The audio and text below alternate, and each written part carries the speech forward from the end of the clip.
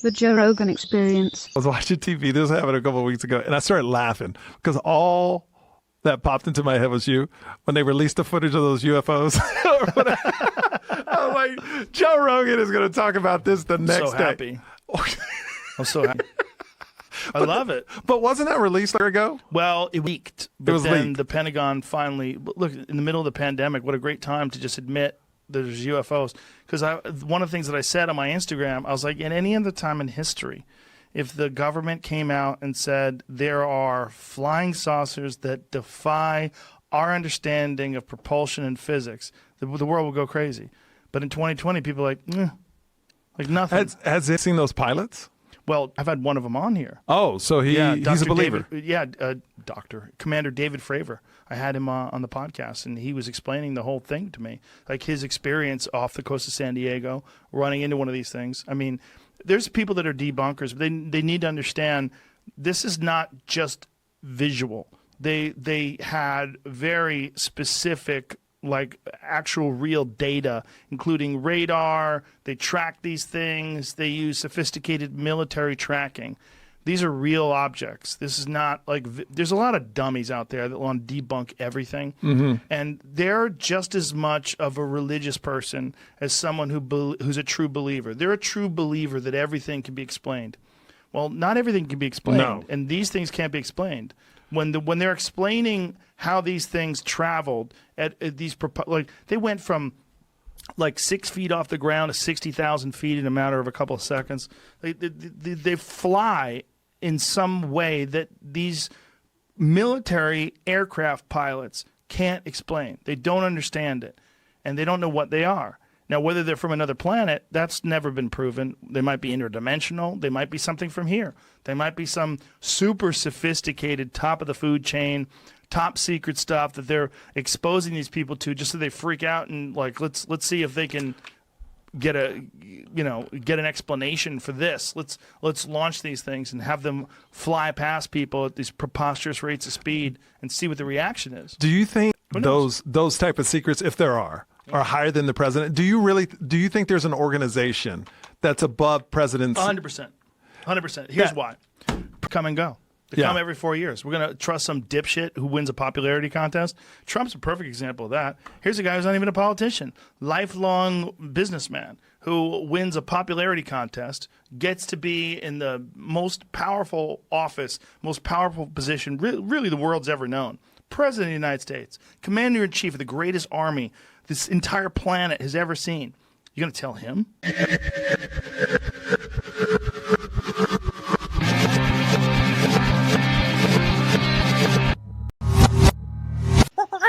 The Joe Rogan Experience. Imagine seeing the first nuke go off and realize that nothing's ever going to be the same again.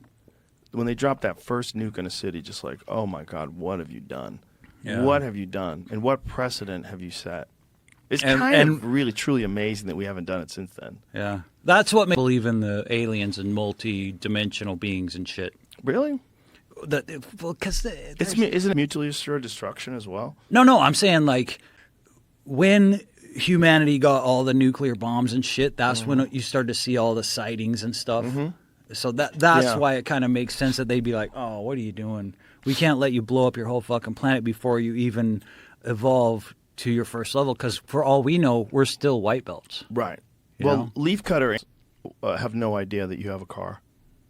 They have no idea. They have no idea what a Bitcoin is. Yeah. They have no idea, what 4G is. They don't know shit. And they're about cutting leaves and beans. But they're around it all the time. It's very possible that there's some shit like that in other dimensions that are equally bizarre that we are not connected to all the time, and they might be here all the time. And if that's the case, then it makes sense that they would start showing up when we were in the middle of dropping nukes on each other. They'd be like, hey. It'd be like when your parents heard you just miss shit out of each other in the other room. They come in there like, all right, fucking settle down. Settle down, boys. You're fuck up the drywall now. Yeah, you guys are crashing into fucking TVs and shit. They're like, hey. That's all it is. Enough. We're just their dumb kids in the next room it might making be a bunch of noise.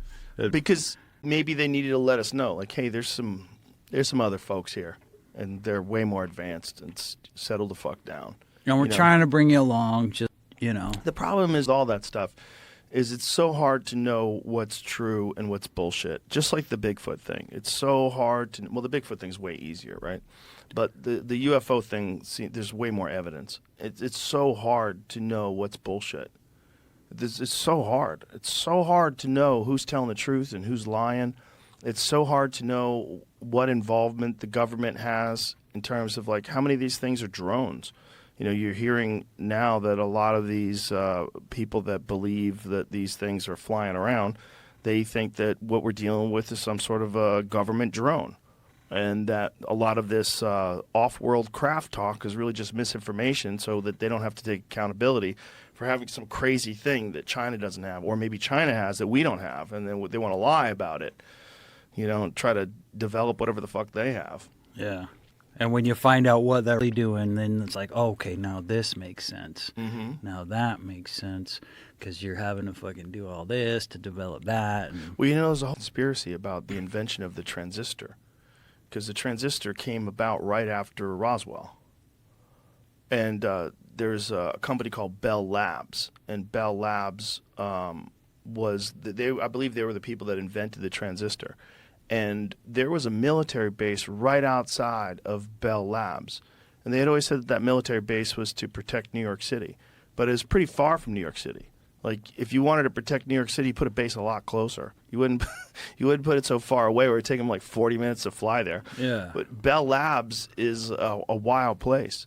And that was one of the main focal points of conspiracy theorists when they were talking about back engineering stuff from crashed UFOs, was fiber optics and transistors, and that they all came about very shortly after Roswell, and people don't exactly know how they figured those out.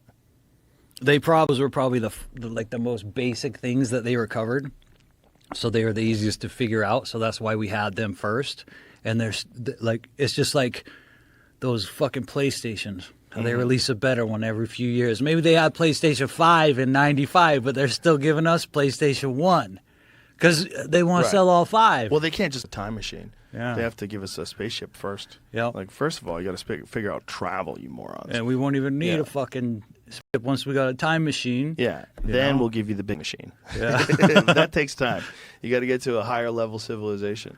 Have you heard of a Dyson sphere? Do you know what a Dyson sphere is? I've heard of it. What is it? I don't know. Well, it's a massive structure that some astronomers believe could indicate highly advanced intelligent life somewhere in the universe. They've never been discovered, but they've been theorized that there was this article that I was reading yesterday about it. If you see if you can find it. So it can like tell you where it would be. Well, they think they're massive structures that are like literally like a structure the size of a solar system. And somebody made that, and those fucking things are out there? Well, this was just theorized, right? When they're talking about the highest potential level of technological ability That you could get to? Yeah, I mean, imagine if you got to a place where you had a self-contained solar system that's completely controlled by these intelligent beings, but that's immune to all of the hazards. What of if we're space. in that motherfucker? We might be. That's the simulation. We might man. be. We might be. We might And be. Thanos is like A Type 2 civilization can directly harvest the energy of its star using a Dyson sphere or something similar. so it like it's solar powered basically. Well, I don't know what the fuck it is. I mean, I think it's totally theoretical. There's no real versions of them that are out there. But the idea is that if technological proficiency and innovation continues at the level that it is now for millions of years, what does it get to? Yeah. You know what? It's probably going to get weirder than that. Because the shit you can imagine, Right. like in the 80s when you fucking had a Walkman. Right. Whoa, what are they going to have in a few years? Right. I'll be able to, you probably thought it was still going to be a cassette tape. Like when you watch The Fifth Element or Blade Runner, they're still using fucking telephones. They didn't even think of cell phones. Right. But that's our most obvious thing that we have right now. Star Trek, the walkie-talkie. Yeah. Kirk out. Right. Because you're still like relating it from Yeah. like That's 1960 the million pull of shit. space. Yeah. Right? Exactly, dude. That's not the That's Unreal Pong. 5 engine. So it's That's going to Pong. fuck God of War? Holy Yeah, shit. it's going to keep going. That's what I think artificial intelligence is. I think, and I don't really think this is just a thought. Maybe the universe is God. And maybe the way God is created is through intelligent life. That intelligent life creates a far superior version of itself in artificial intelligence, and that creates a far better version of itself infinitely. They just keep making better versions of itself as it has more of an understanding and more capacity, and it grows and it makes better versions of itself. It's eventually going to get to godlike powers, the power to create universes, the power to create solar systems, the power to stop time, reverse time, the power to traverse immense distances instantaneously. It'll have capabilities that we could only imagine. We could just imagine if, and it can do that. Yeah.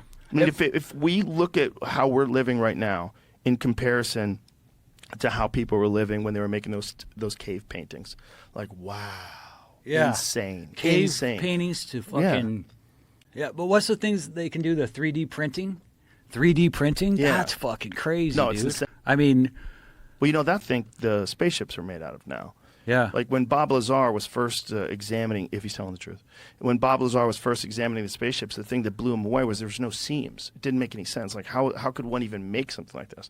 Well, now that we know, there's 3D printers, and you could make something like that. Yeah. You could. I mean, I don't think you could make it that scale yet, but if you had enough of a capability, you had machines that could do it. Well, yeah. I mean, if we thought it, Yeah. and we're doing it, and they're fucking Right. 60 million light years ahead of us. Right. Like who's to say not? Who's to say they're not 60,000 years ahead of us, or Yeah. 600,000, or 6 million? Or like, think about it. Fucking time machine. You could go back to check out some shit that already happened, but you could also go forward. I mean, we just have no comprehension of what you could. Maybe you could like start a project in your lab, right? And then travel, and you get all these fucking AI robots to work on it, and then you travel way forward in time and go get it, and then bring it back. Ooh, And then instantly. it's the fucking ultimate thing. Ooh. You know? Like, that's what I'd be doing if I had time machines. I'd be like, all right, I'm going to get all these fucking helpers to build these awesome monuments, and then I'm going to go in forward in time and check on it. All right, did you know what I mean? Like, it would just give you, if you could manipulate time and travel through time like it's an element. Like, have you ever checked Right, but out? you wouldn't be able to experience it because, like, you would always be involved in time being manipulated. So there'd be no static time. So even in this static time, something could intervene instantaneously, always, Right, forever. but what if we don't understand the nature of time to make those definitions? What if you could get this time machine? What if you could kind of like step out of time in a lot of different ways that you don't think would, Right. You know what I'm saying? Right. Like you could go into a timeline and you don't even necessarily affect timeline. If you just observe it Right. and not like physically disturb it. But you do stuff that if you go forward in the future, the idea of a time machine, the current idea of a time machine is that you can't travel where there are no roads. So once a time machine is invented, then everything from that time machine is invented forward becomes a completely different way of using time. Because time now is nonlinear. Yep. Time now, It's this anyone can go. malleable So thing. everything happens all at once. Yep. So people from the future will be traveling back to the moment where the first time machine is invented. So everything will change instantly. Yeah. Because if you're gonna invent a time machine and you live 1,000,000 years in the future, assuming that humans even exist, if a time machine gets invented, I mean, we might become obsolete almost instantaneously. But if you were a live human being 1,000,000 years after the time machine is invented, you would want to go back to the moment the thing was made. You'd want, and so the moment Go they back turn a that bunch of motherfucker times, on, yeah. everything changes forever. Yeah. Singularity. Yeah, that might be the real singularity. Yeah. That was one of McKenna's theories. Terrence McKenna believed that we were going to come up with a time machine. He thought that was going to happen around December 21st, 2012. Well, have you checked out his time wave zero and all that Yeah, stuff? yeah. And they came up with that, those Taoist priests and shit. How did they? The fucking I Ching, dude. They Right, would go right, into right. like deep meditations, and they would take mushrooms too. And they found out that time can be mapped and like predicted. That's where the fucking I Ching comes from. People in the 60s got all into the I Ching. The I Ching is like a game, right? No, it's a book. It's made up of. I'm not like an expert on it. But isn't there a game that's involved with the I Ching that McKenna sort of patented? That's Time Wave Zero. Time Wave Zero on. I don't know if he made a game of it, but it's Is the I Ching a game? It's like a fortune-telling system. That's what it's like. It's Yeah. like a form of Divination. divination, Yeah. right? Yeah, it is like a fortune-telling thing. That's what it's not a game. Yeah. I was trying to remember how I haven't heard his stuff in a long time. Try to remember how he described it. But most people that have looked at Time Wave Zero think it's kind of nonsense, including guys like Paul Stamets. They're like, hey, he was probably tripping real hard when he came up with that. I don't know. I think it's above their head, dude. It might be. I think It also is a ridiculous thing to subscribe to.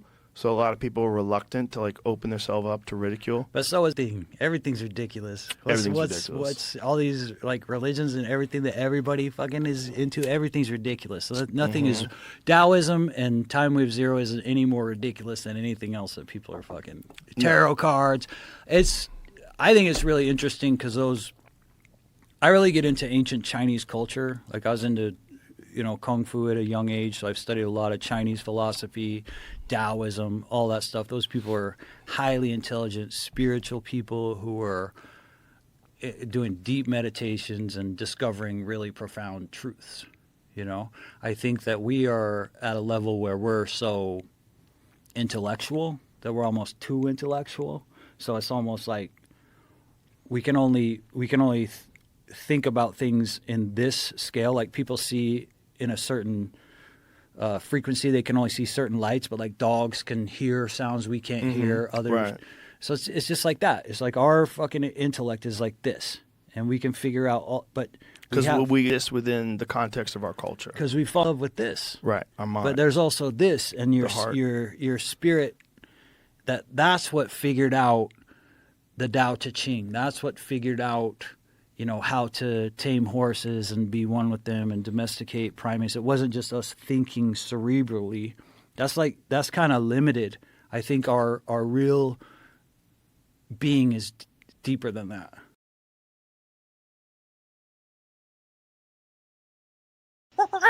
The Joe Rogan Experience. Let me ask you this one then.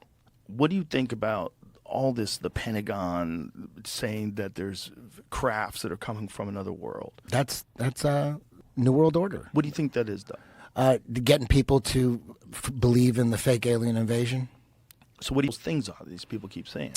It's probably, who knows? The Nazis were scaring their people with UFOs. They made UFOs, and they were scaring people. It's like look at the timeline. The Nazis were trying to develop some kind of an actual flying saucer, and right? they were scaring people, and they were using look, we're going to save you. Look, UFOs. They were scaring them. The government's going to save you from the UFOs, right? So 1946, World War II's over. 1946-47, Operation Paperclip. That's when we took a bunch of Nazis, and Russia took a bunch of Nazis, and so 1947, Roswell. Right there. Roswell was the beginning of the UFO craze. Right after Roswell, all these comic books, Mars Attacks, in the 50s, all these shitty-ass space movies and alien movies. There was Star Trek came, but Roswell kicked it off. That was the first one that kicked it off. So wow, that's 1947. That's right when we brought in all the Nazis. Who knows, man? Maybe them Nazis were like, dude, you guys aren't scaring your people with UFOs. You dumb motherfuckers, just get on it. Boom. So that Roswell, they just take some craft, and then they get the people that they interview probably think it was real. It was a crash. So you think it was an orchestrated crash just to freak people out? I think that so. seems like a lot of money to cover it up and hide it. When anything too expensive? When is anything too expensive for the government? But the official answer was never that it was a craft. The official answer was that it's a fucking weather balloon, and everybody believed that. They showed that.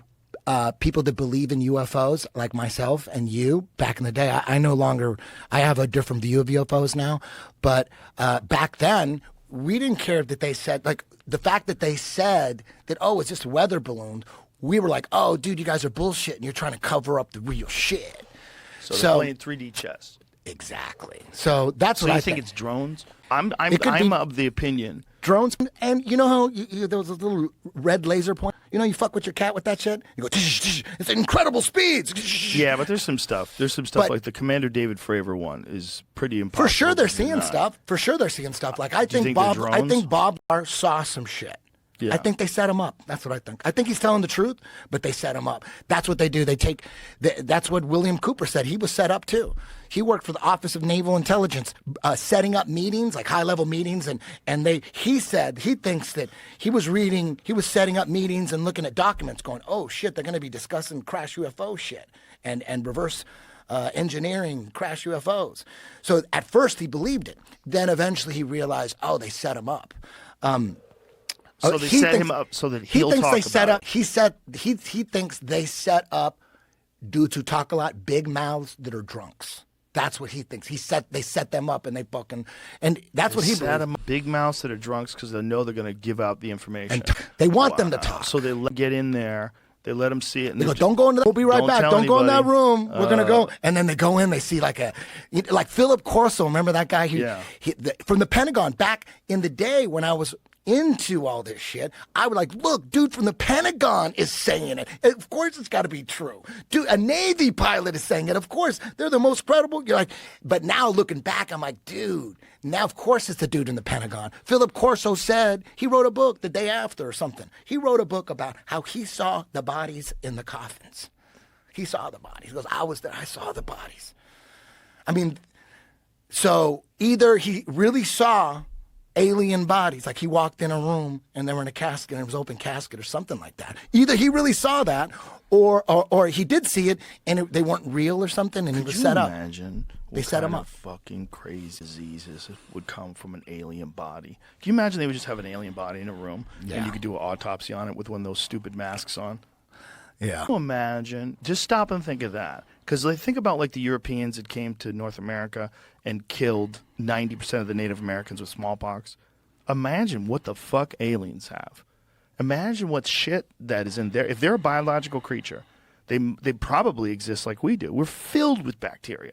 We're filled like there's more E. coli in your gut than have ever been people ever. We're filled with this stuff. Mm-hmm. Imagine what kind of crazy diseases some alien body would have that you have no immunity to. Yeah. No, and just ravages the population and everyone's dead. And these guys just have these little stupid masks on. They're cutting into this alien.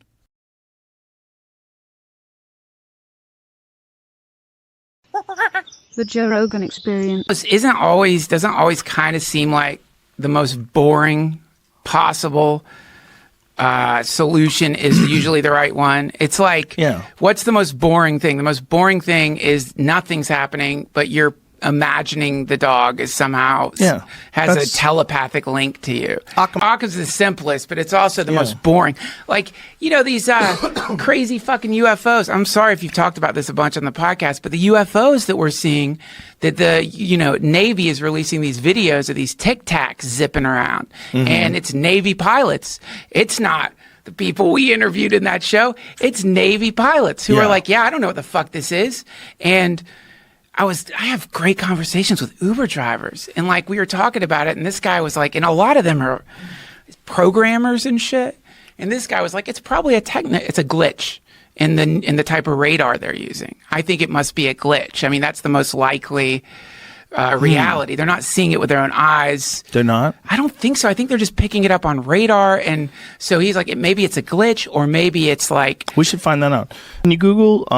if the pilots were picking it up on radar, the pilots spotted UFO, to see if because I know some guys have spotted things with their own eyes. I know for sure some guys have. I'm not sure if the data set. I think it's probably relevant to the conversation though. It's probably a good thing that we know. People listening going, what the fuck? I get super skeptical. I feel like almost like it's a plot. I don't want to go full Eddie Bravo, but I feel like when I see people talking about UFOs, I'm like, okay, what else is going on? What are you distracting me from? Mm-hmm. Is this really a big issue? I was like, is it really happening? Well, can I see it? What do you got? Got nothing? Oh, you got like some radar. You got radar from 1, 2 pilots, 3 pilots. Okay, I believe it, but I want to see more. Why do I want to see more? Like, what am I? And you'll get caught up in it. It'll chew up hours of your day. Yeah, man. There's a lot of those guys that we ran into on that show. I felt bad for them because they didn't understand what had happened to them. They had gotten caught in this weird loop of looking for secrets and looking for mysteries to be solved and looking for hidden conspiracies, and they get caught in that. And some of that shit is real, which is part of the problem. Some of it you can come across, the Gulf of Tonkin and the Northwoods, Operation Northwoods, you can come across a bunch of them that are real and raw, and you can see how they put that together. You're like, what? You could see real crazy conspiring. Yeah. And then you can get lost and think it's everywhere. That's right. Yeah, well, I mean, this is like, dude, I was just... What is this, Jamie? Oh, according to Day, the AAVs, what does that mean? Is that the Is new that a UFO? word? How about you say UFO, you fucks? Come on, yeah, we really changed UFO. They're like, they have a little thing. We're AAVs. We don't refer to us as UFOs. These are my pronouns. Appeared at an altitude greater than 80,000 feet, far higher than commercial or military jets typically fly. Initially, the Princeton's radar team. It's a radar, really high process, or Prince Story is what it's called. It's like a really high processing radar system or something. Why is it spelled Princeton? Oh, It's yeah, Prince. yeah. Oh, it is Princeton. It's just that apostrophe spot. Oh, okay. The radar team didn't believe what they were seeing, chalking up the anomalies to an equipment malfunction. But after they determined that everything was operating as it should, they began detecting instances which the AAVs, I want to know what the fuck that means, dropped with astounding speed to lower, busier airspace. Day approached the Princeton's commander about taking action. He said, I was chomping at the bit. I really wanted to intercept these things. What? Yeah. That's we have the fucking craziest country. I know. Like there's an alien, man. I want to chase it. I want to catch it by that the tail. motherfucker. I was catch it by the tail. Put it in a fucking Anomalous zoo. aerial vehicles. Get Come the on. fuck out for it. Whoever invented that new name is an ass. He's an asshole. Give us a break. I was actually the one who decided to call them AAs. Oh, come on. Technically, it's not an unidentified flying object. You're not taking our fucking UFOs, man. I'm gonna fight that. What is it again? What is the exact phrase? Anomalous aerial vehicle. Anomalous aerial vehicle. It's an AAV. You're an asshole. It's Anomalous. It's an anomaly. I Maybe want to it's propose a anomalous. new name for UFOs. Anonymous. $1 billion study. Two fighters were to intercept one of the strange objects. When they first arrived on the scene, the pilots didn't see any flying objects, but they did observe what the lead pilot, Commander David Fravor, later referred to as a disturbance in the ocean. The water was churning with white waves breaking over what looked like a large object just under the surface. Yeah. Then they noticed one of the objects flying about 50 feet above the water. Fravor, the commander of the elite Black Aces Squadron, this is a goddamn Nicolas Cage movie, who was a Top Gun program graduate with more than 16 years of flying experience, described it as about 40 feet long, shaped like a Tic-Tac candy, with no obvious means of propulsion. It's white. It has no wings.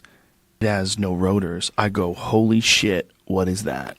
Dude, the guy, whoever the company is that makes Tic Tacs, they were like, yes, calling them Tic Tacs. It's free publicity. Totally. Tic Tac is the one sponsoring this whole deal. You think it is? Yeah, man. People are buying Tic Tacs right now. Listen to this.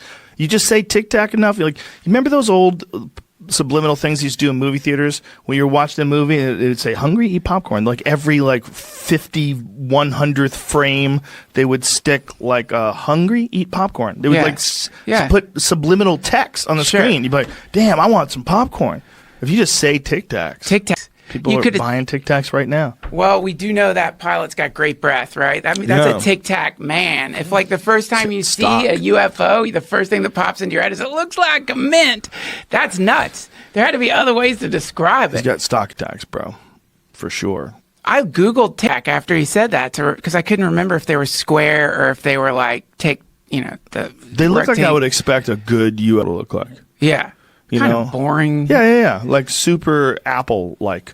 Like if Apple made a UFO. Yeah. It's like a pretty sleek. Yeah. But going into the ocean part, that's the part I like the best because that kind of lines up with hollow Earth theory and that maybe they're flying down. Yeah, in the center of the Earth. Of course, base in the Earth. Why wouldn't you have a base in the ocean? We never go there.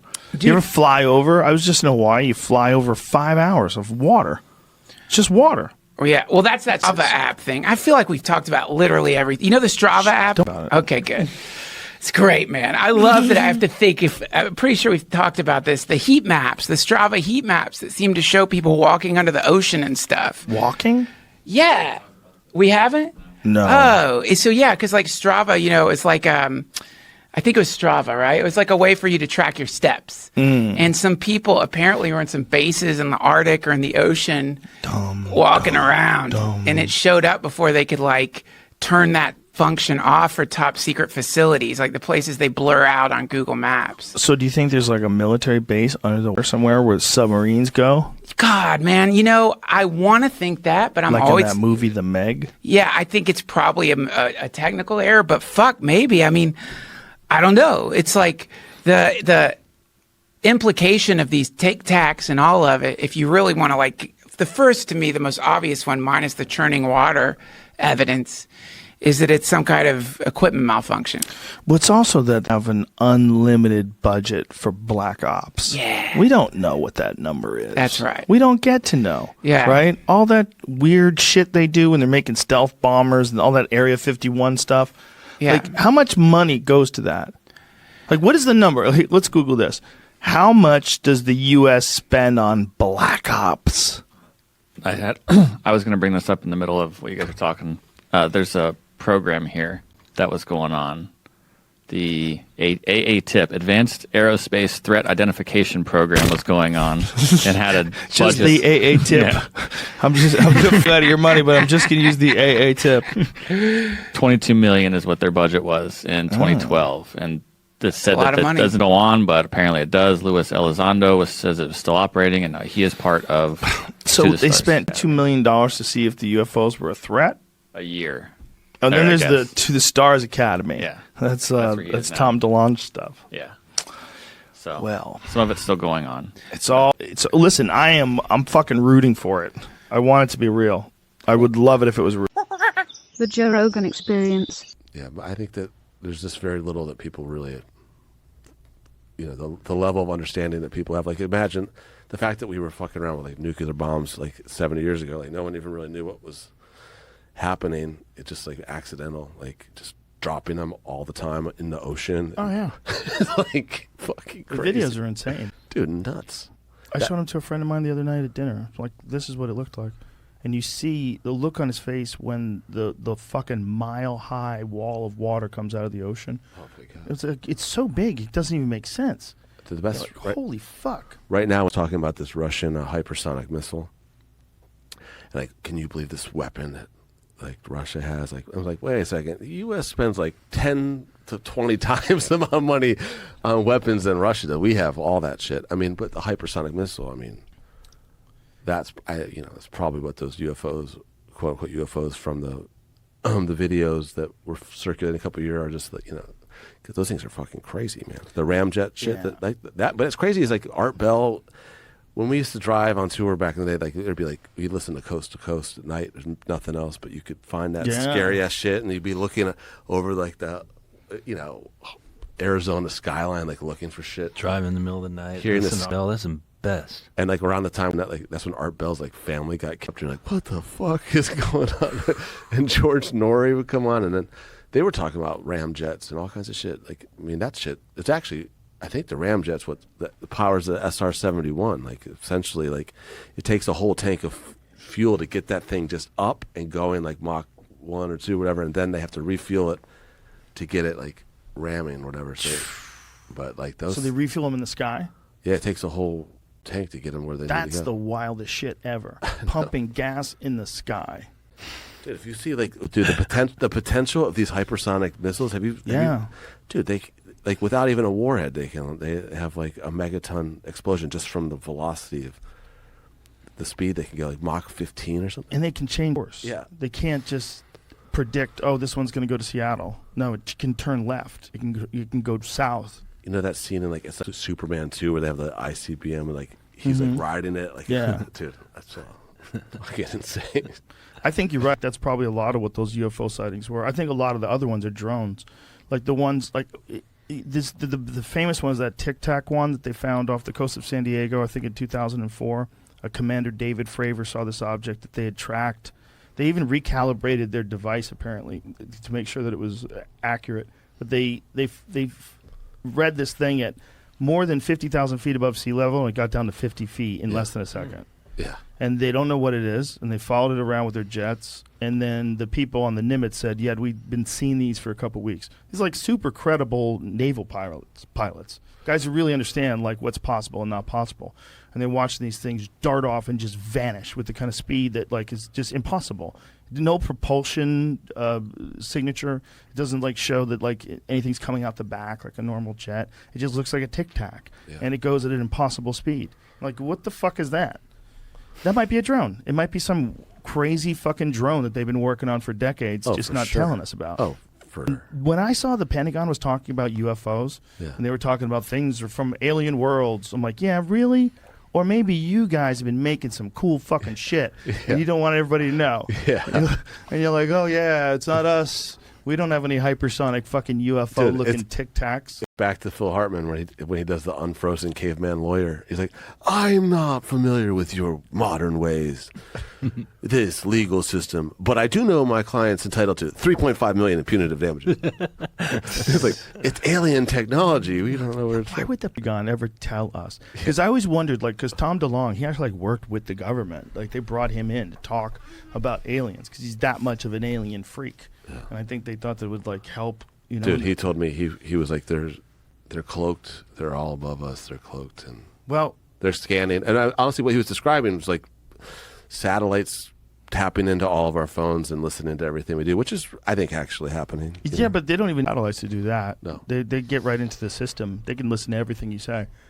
That's Gavin DeBecker, who's a security expert on my podcast, was explaining. You used to have a clickable link. It used to be a thing you had to click, and then you would accidentally, without your knowledge, rather download some sort of a software that would take over your phone. Now they don't need that. So now they just need your phone number. They get your phone number. They're just listening to you. They're watching everything you do. They can do whatever they want now. Dude, imagine the stupid conversations that these people have to listen to. Yeah, well, it makes more aware of how fucking stupid your conversations are if you think they can come up in a trial with Johnny Depp and Amber Heard. Oh, my God. That kind of shit, when you realize, like, oh, my God, like, everything you've ever said. And he's now reading, like, text messages and shit. The vessel I donated my jizz to.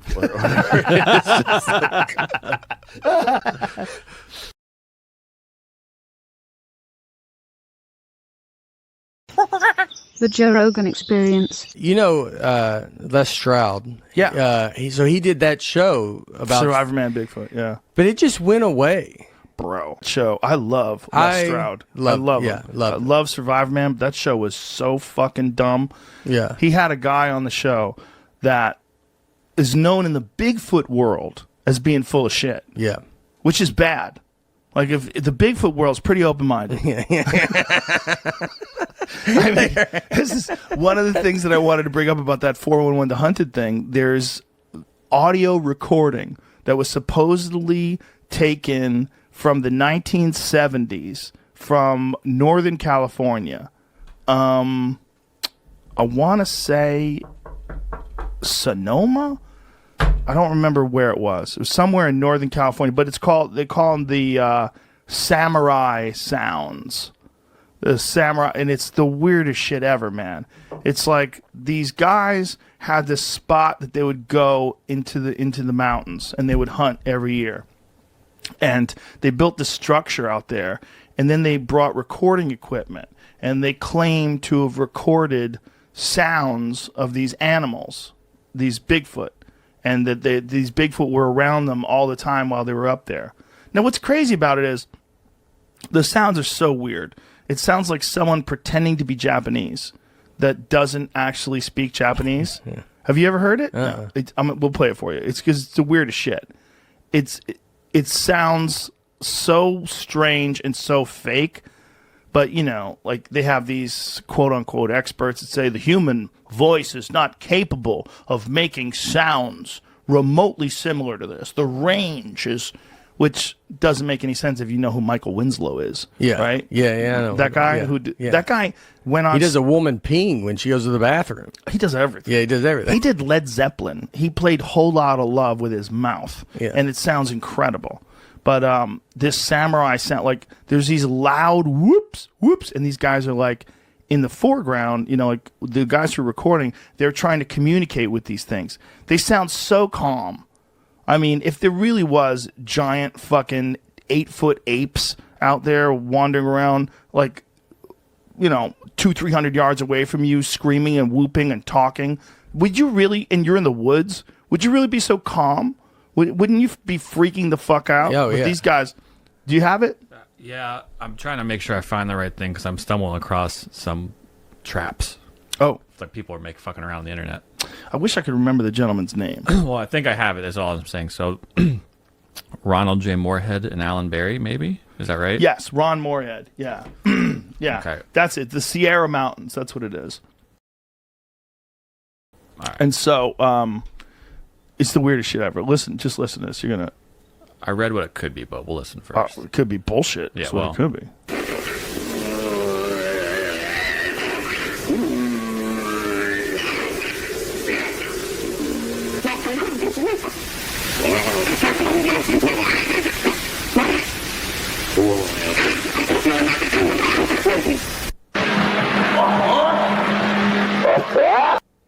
That sounds like all aboard.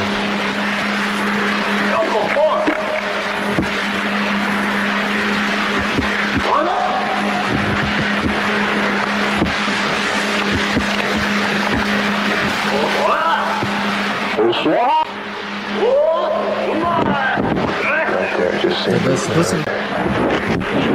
This is, hold on, stop. This is a terrible version of it. Wow. There's a better version of it where you can hear the guys really clearly. The people talking. I don't know why that's so scratchy. But they're like, they're over by the lake. Like, they're talking like that. And they hear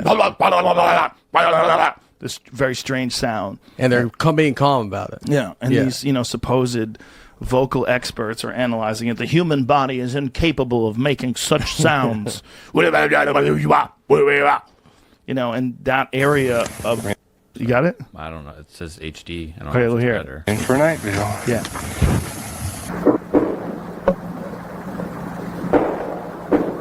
They're knocking. That's another thing that Sasquatch do. They knock.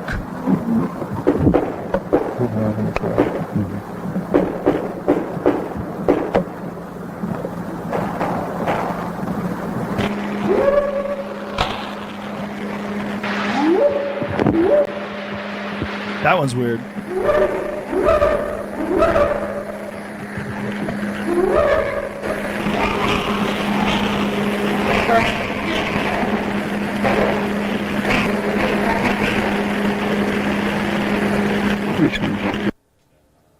Scoot ahead a little bit and hear the samurai sounds.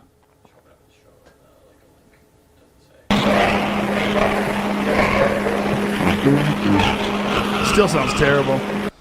Anyway, these people believe that Les Stroud was balls deep in this. With that guy. Deep. Apparently, he had an experience, and I talked to him about his experience. It's pretty interesting. He was in, not with that guy, but he was in Alaska, and apparently he heard some crazy noises, like some monkey sounds outside of in the middle of nowhere. No one was anywhere near. And he said he heard something run away, some bipedal sound of something running away. But again, even though he's an experienced woodsman and he's a guy who's, camped out countless nights in the middle of nowhere and survives in the middle of nowhere and documents it. Like, he's the reason why those survivor shows exist. Yeah. Because that guy literally would starve to death and try to eat, like, bark and whatever the fuck he could for 7. You could see his face, like, sinking in. He was losing weight. I mean, he really did do that. He did all sorts of different things to try to survive and then documented how he was doing it and what he would do.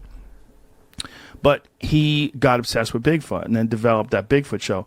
And unfortunately, a lot of people lost a lot of faith in him because of that. They're like, no, you're the legit survivor guy, and now you're doing this show, and this is why it's ridiculous. There was one episode of the show where they had this guy who he was with who had video of a Sasquatch, like high-definition video, and it looks so fake. Yeah. It's like he's like the Sasquatch is looking at him through the woods, and he's like, there he is. And it's a guy with a mask on. That's how he goes. He yells out, I'm a Sasquatch. You're like, oh, God, he just yelled that out. Oh, yeah. Makes the samurai noise. But this, the guy who had the video is known to be like full of shit. And here he's got this guy on a show, and then he, is this real? You be the judge. Like, yeah, I'm going to say it's not real. It's a guy with a fucking mask on. I think I did that guy was very not respected. Yes. In that. By the Bigfoot community. Yeah. The Bigfoot community. Again, very open-minded. Yeah, very, just everything.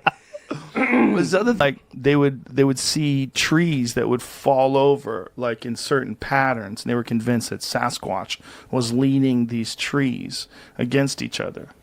I thought it was to let you know where not to go. Yeah. They had this. I mean, it's all theory, right? This idea. Yeah, I think I've been following the wrong guy, dude. I believe all stuff that you like's fake. I'm like, yeah.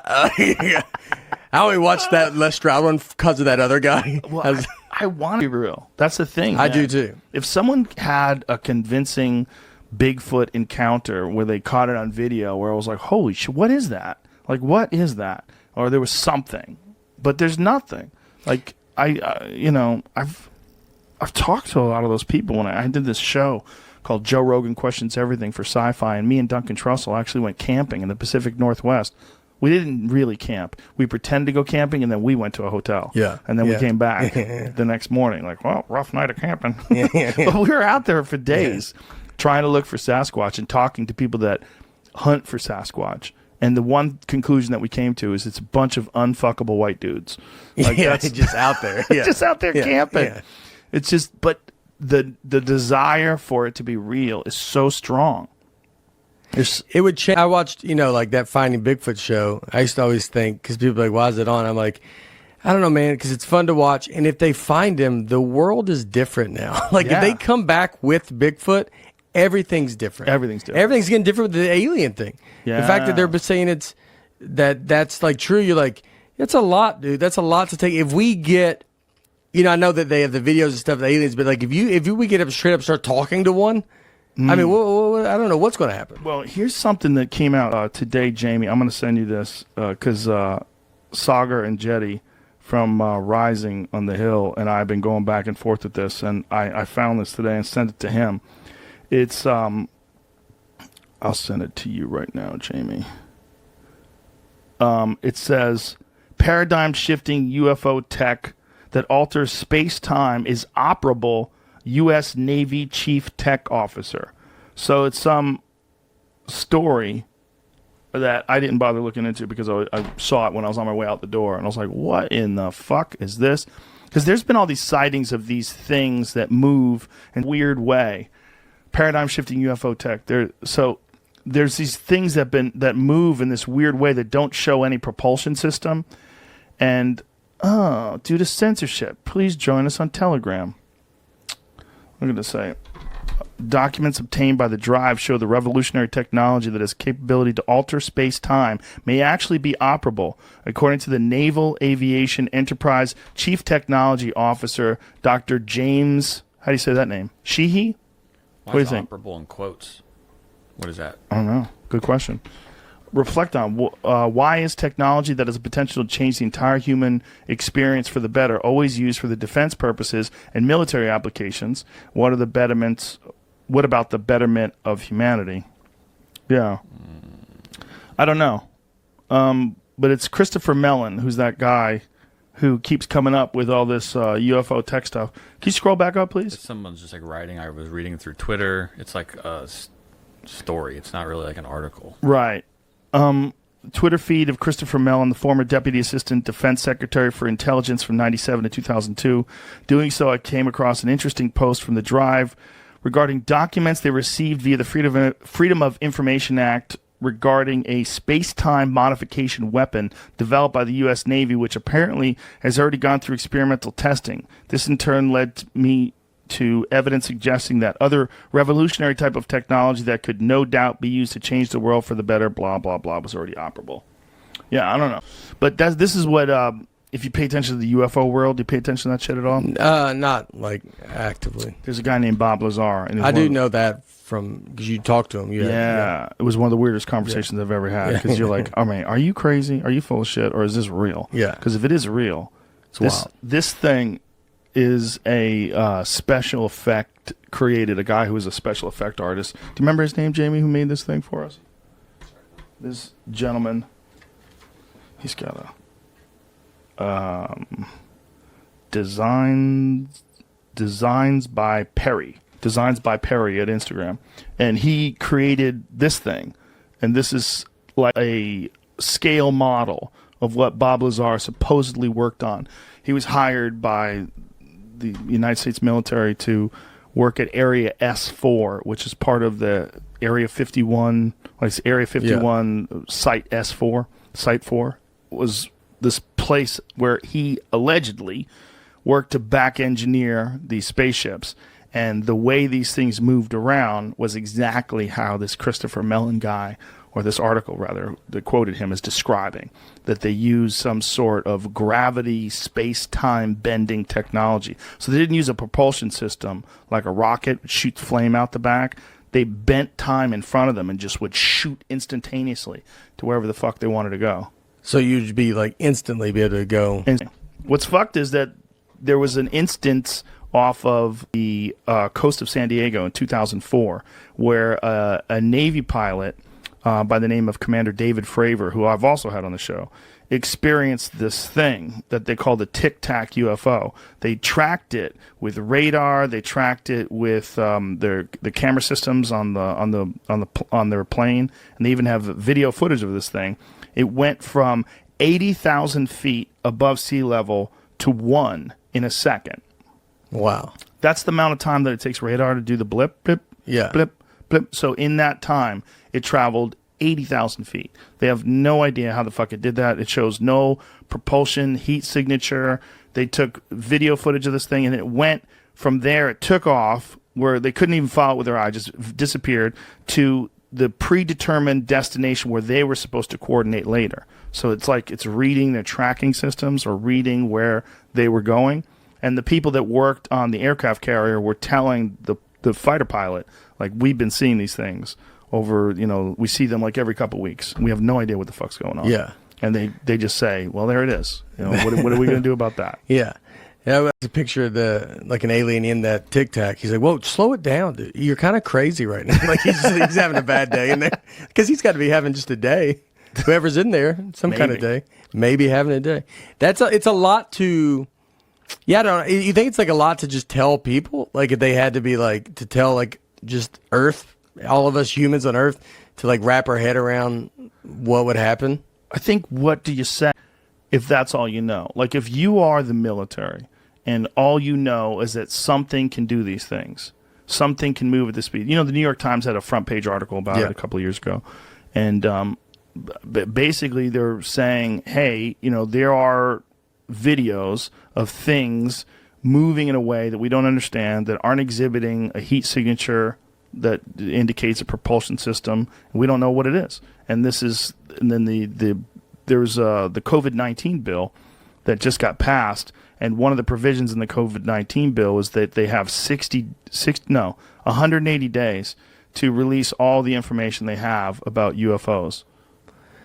That's a lot, yeah. But I don't know if they're going to do anything with. I think they're going to. It's funny that it's in this. They go, like, yeah, we don't have COVID-19 anything. bill. Yeah, like that's a lot of weird shit was in the COVID-19 bill, like foreign aid. There's a lot of foreign aid to Pakistan, aid to all these countries. It's like people just to get it passed. They're like, okay, we'll say yes, but I want you to do a little favor for me and put this in the bill. Yeah, and there's just shows you how greasy politicians are. Yeah, it's kind of crazy. Yeah, yeah. But that's allegedly what all that UFO technology is. What? Catch new episodes of the Joe Experience for free only on Spotify. Watch back catalog JRE videos on Spotify, including clips.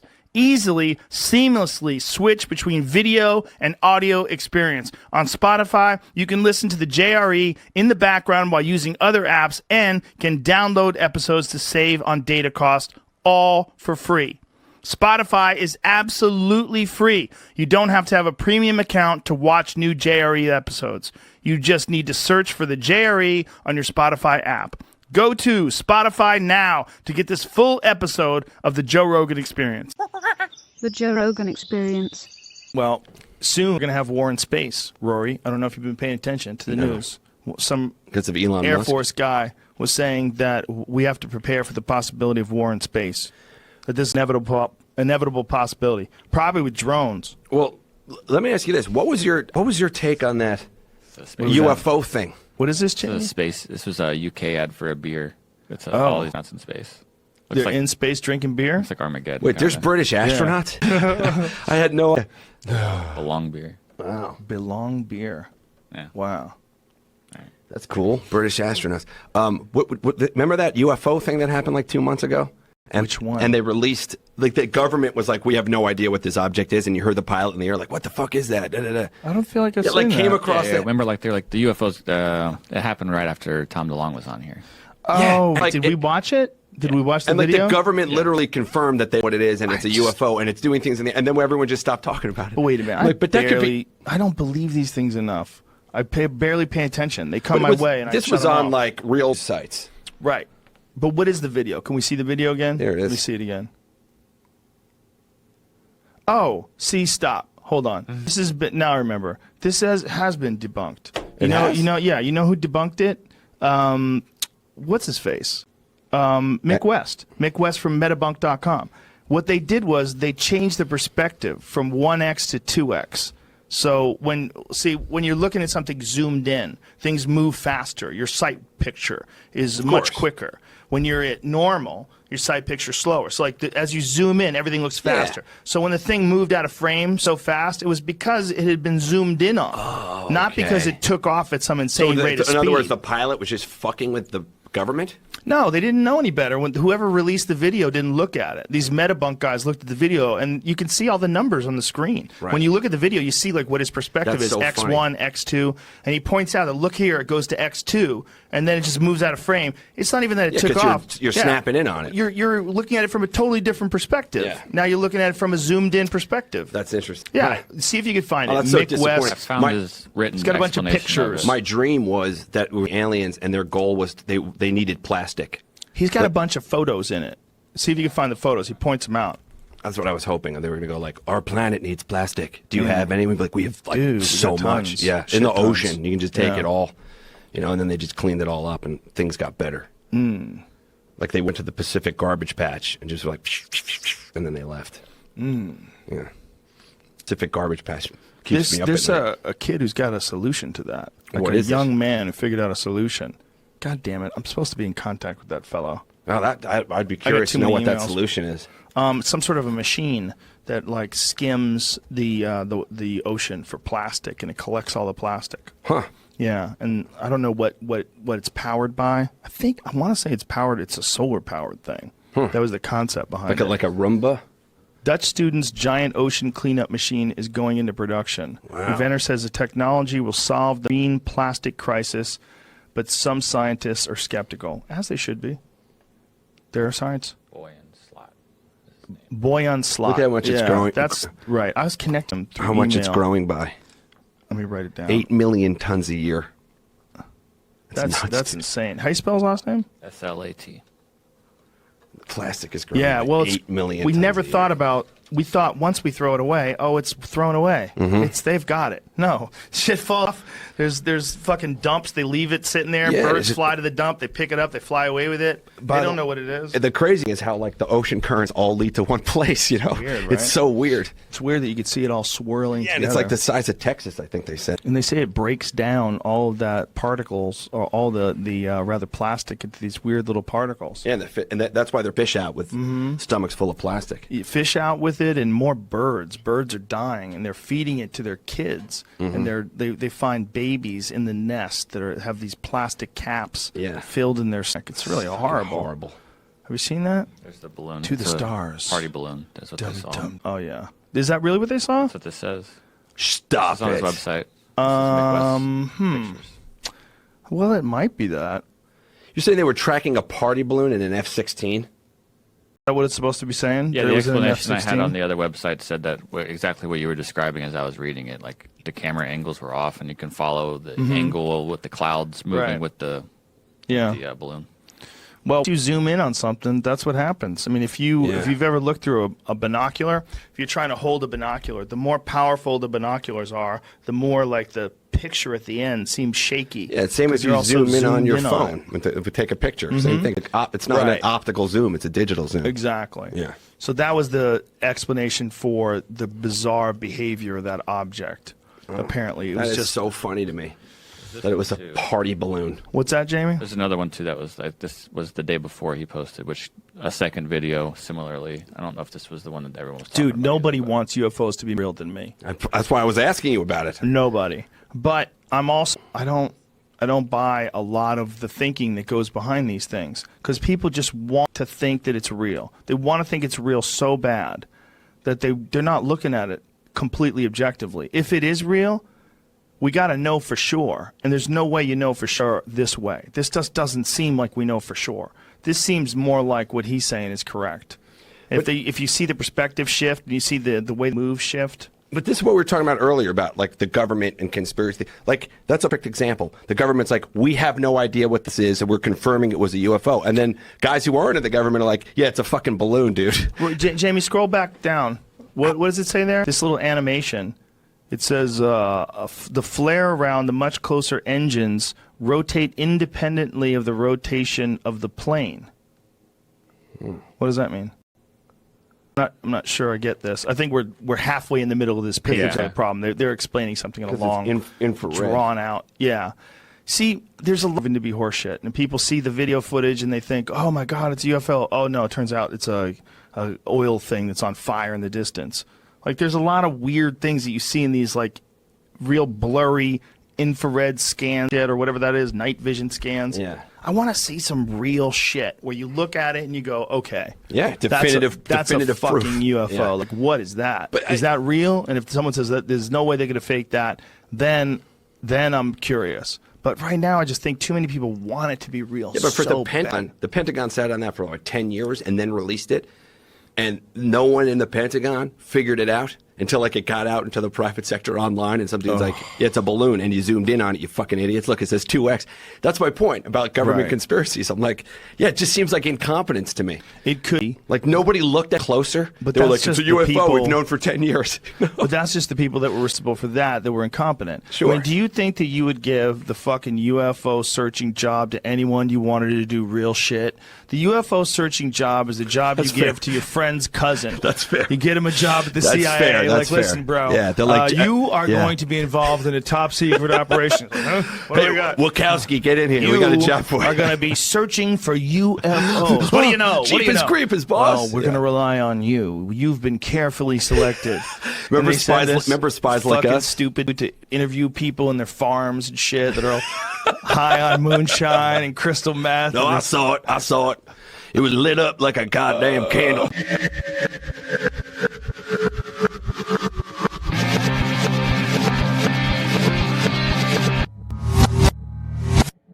Let me ask you this, because you're this big Coast to Coast Art Belt fan. Right. How much of that UFO stuff do you pay attention to? None. Yeah, me Zero. too. When people contact me on LinkedIn and their major credential is they do a UFO magazine or something like that, I don't add them. I used to love that stuff. I used to think it was so interesting and intriguing until I started actually paying attention to it. Yeah. When I started interviewing some of the people that are involved in the movement, you find the same thing over and over again. This just wanton disregard for reality.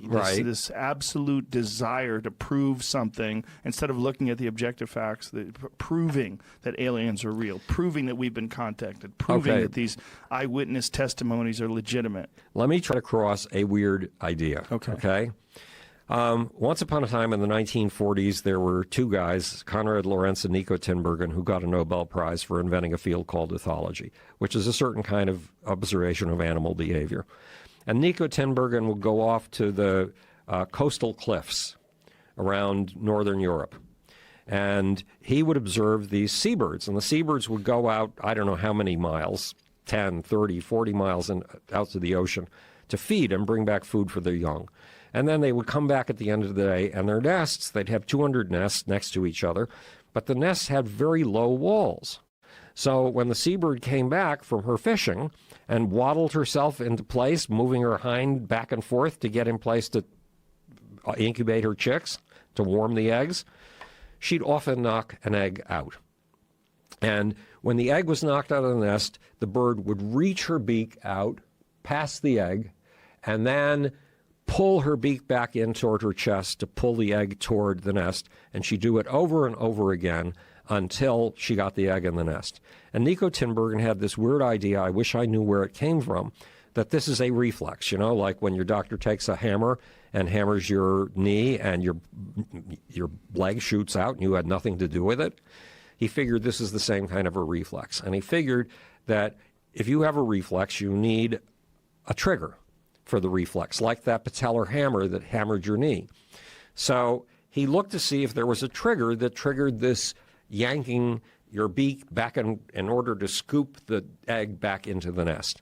And he tried building artificial eggs to see if he could find out what the cues were in the egg that were causing this reaction in the bird.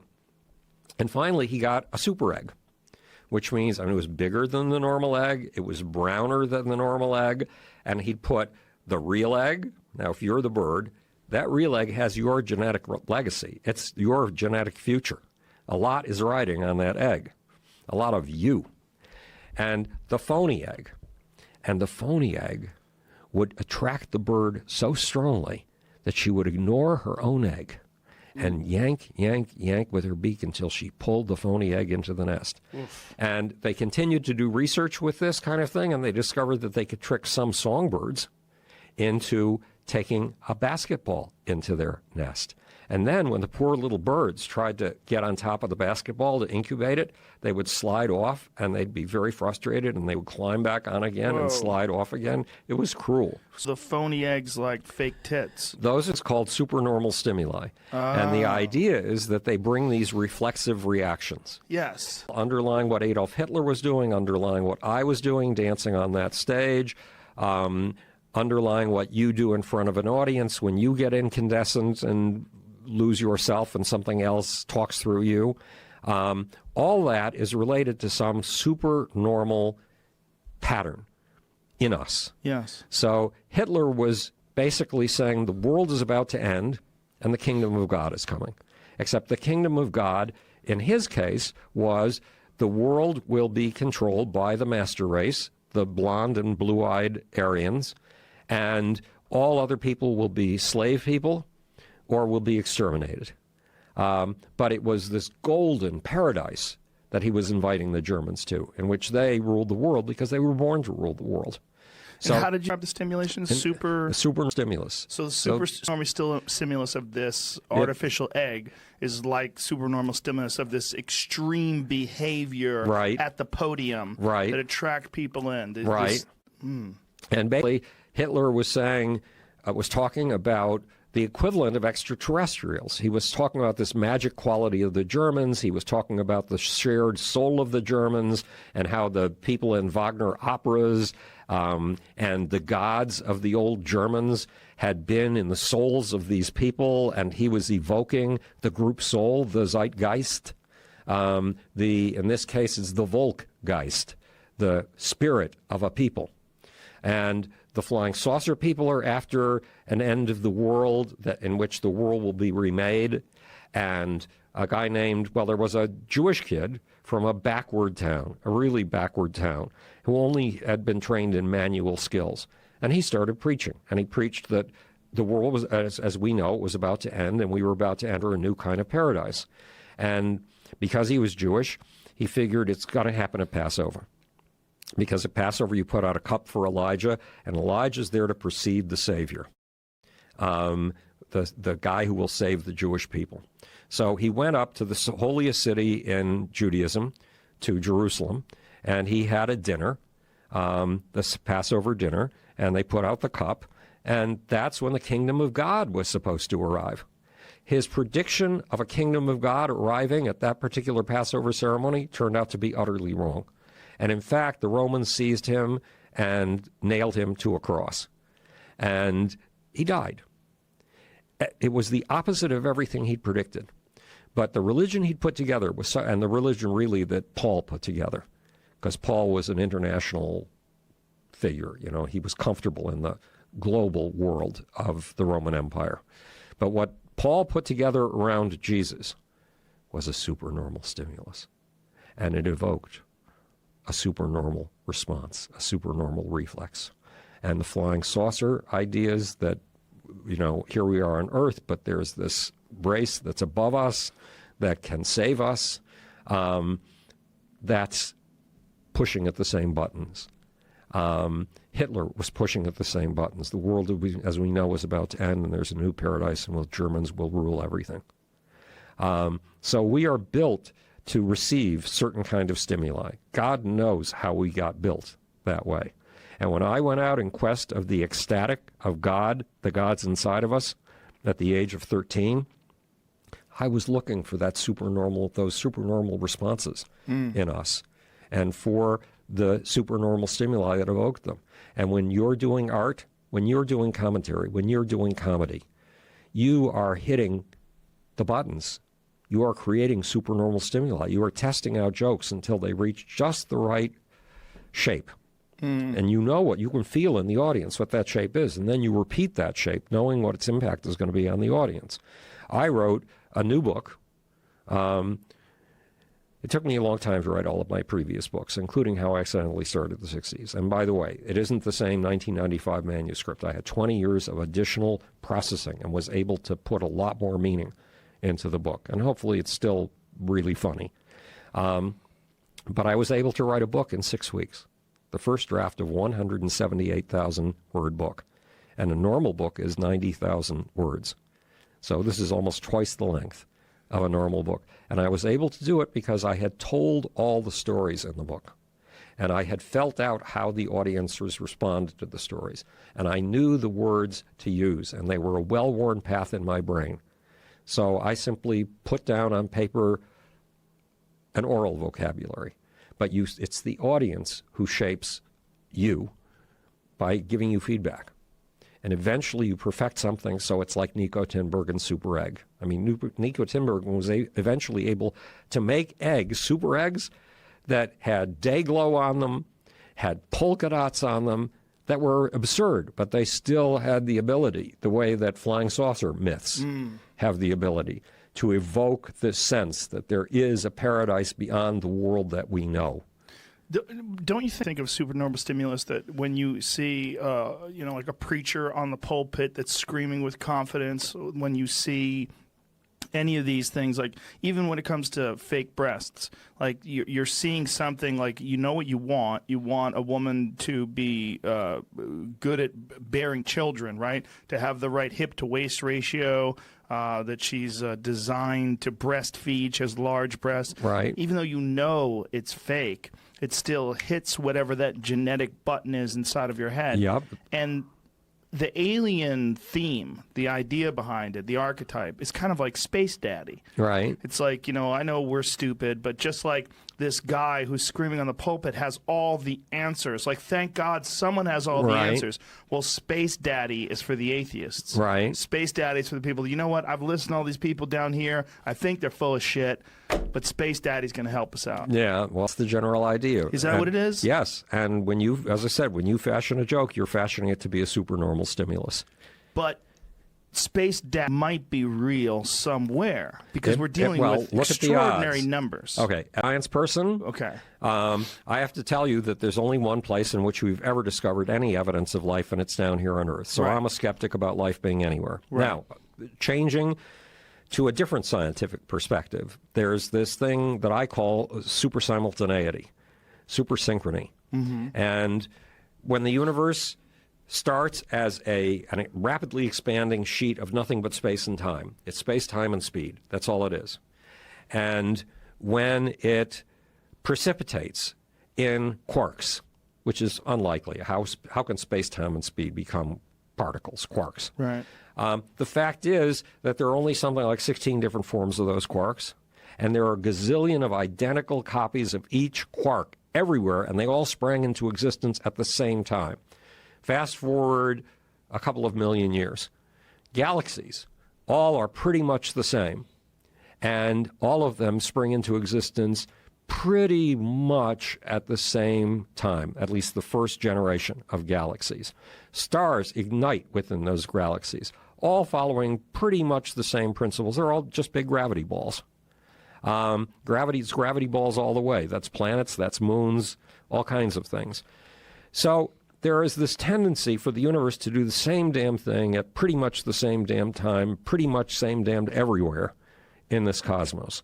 And we do know that there are biomolecules, carbon-based molecules, being formed in interstellar cold gas clouds, interstellar hot gas clouds, all kinds of unlikely places in the cosmos. But those are very simple little molecules. Even though we call them biomolecules, it simply means they've got carbon. Life depends on molecules. In the case of your genome, if we took just one cell, you wouldn't miss it. You have 100 trillion others. So we took just one cell from your body, and we took out the genome, it's actually the genome. So we took out the genome, and we stretched it out because it's all tangled up in the cell. It would be 3 feet long. So there's a big distance between a tiny little molecule of ammonia in an interstellar cloud and that huge, very complex, highly ordered, 3-foot-long molecule, or single molecule, that's your genome. And we haven't learned very much at all about how you go from the simple molecules to that incredibly complex molecules. The origin of life is still one of the big puzzles. But again, because there's super synchrony and super simultaneity all over the cosmos, pretty much the same thing happens at pretty much the same time, the odds are that there are millions of other planets that have life. Those are the odds. But I set all that aside because we don't have evidence of any life, and we've been looking since, okay, I'll tell you a story. It seems to have nothing to do with anything. But once upon a time, a manager gave me an act to work with. It was Earth, Wind, and Fire. And so I read all their lyrics. I read everything about them. I studied them like a Talmudic scholar. I always did. And finally, I got to their album covers. And when I got together with the leader of the band, Maurice White, for lunch, because I hadn't yet learned to set up my boundaries and tell people I'll only work with you if I can see you in your own environment for between 1 and 3 days. That wasn't quite at that point yet. I sat with Maurice and said, Maurice, if I've got you right, you believe that approximately 11,000 years ago, people from another civilization, someplace else, in our galaxy or beyond our galaxy, came to this Earth and brought us all of our technologies and left the messages of their technologies in the pyramids. Have I got that right? And Maurice smiled, and he said, yes. So I said, okay, there's this scientist from Cornell University, and he has just had a tremendous success with a science series on PBS. It's the most watched series PBS has ever had. And he's trying to put together an organization to find extraterrestrial intelligence. So if I introduce the two of you, would you be willing to do a benefit concert for him? Because right now he's struggling to get money together. And Maurice said yes. So we tracked down Carl Sagan's summer cottage telephone number, and I put together a conference call between Maurice White and, oh God, what's his name again? Billions and billions and billions of planets. Carl Sagan. Yeah. And as soon as Carl got wind of where Maurice was coming from, pseudoscience, the conversation was over, because Carl was already gambling too much on ideas that could get him totally laughed out of science. So it was unfortunate, but that was the early 1980s, probably about 1980. Didn't he want to sit down with Maurice and sort of explain what we know so far? No, he was couldn't Maurice's afford. Stuff? Was Zacharias Sitchin It's stuff? all kinds of. It's everywhere. Right. You can find it all over the place. But did he have like a source? Not that I asked him. No, Just I was was too like, busy he trying to just put this thing together. And it was unfortunate. Yes, it would have been neat if the two of them had been able to sit down and talk.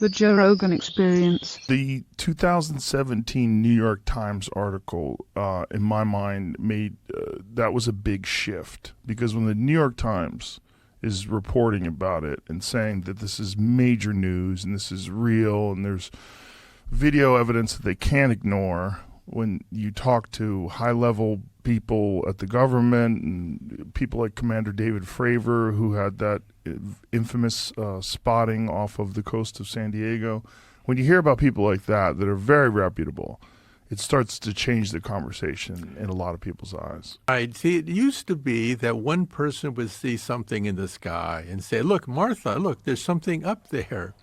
Now things have changed.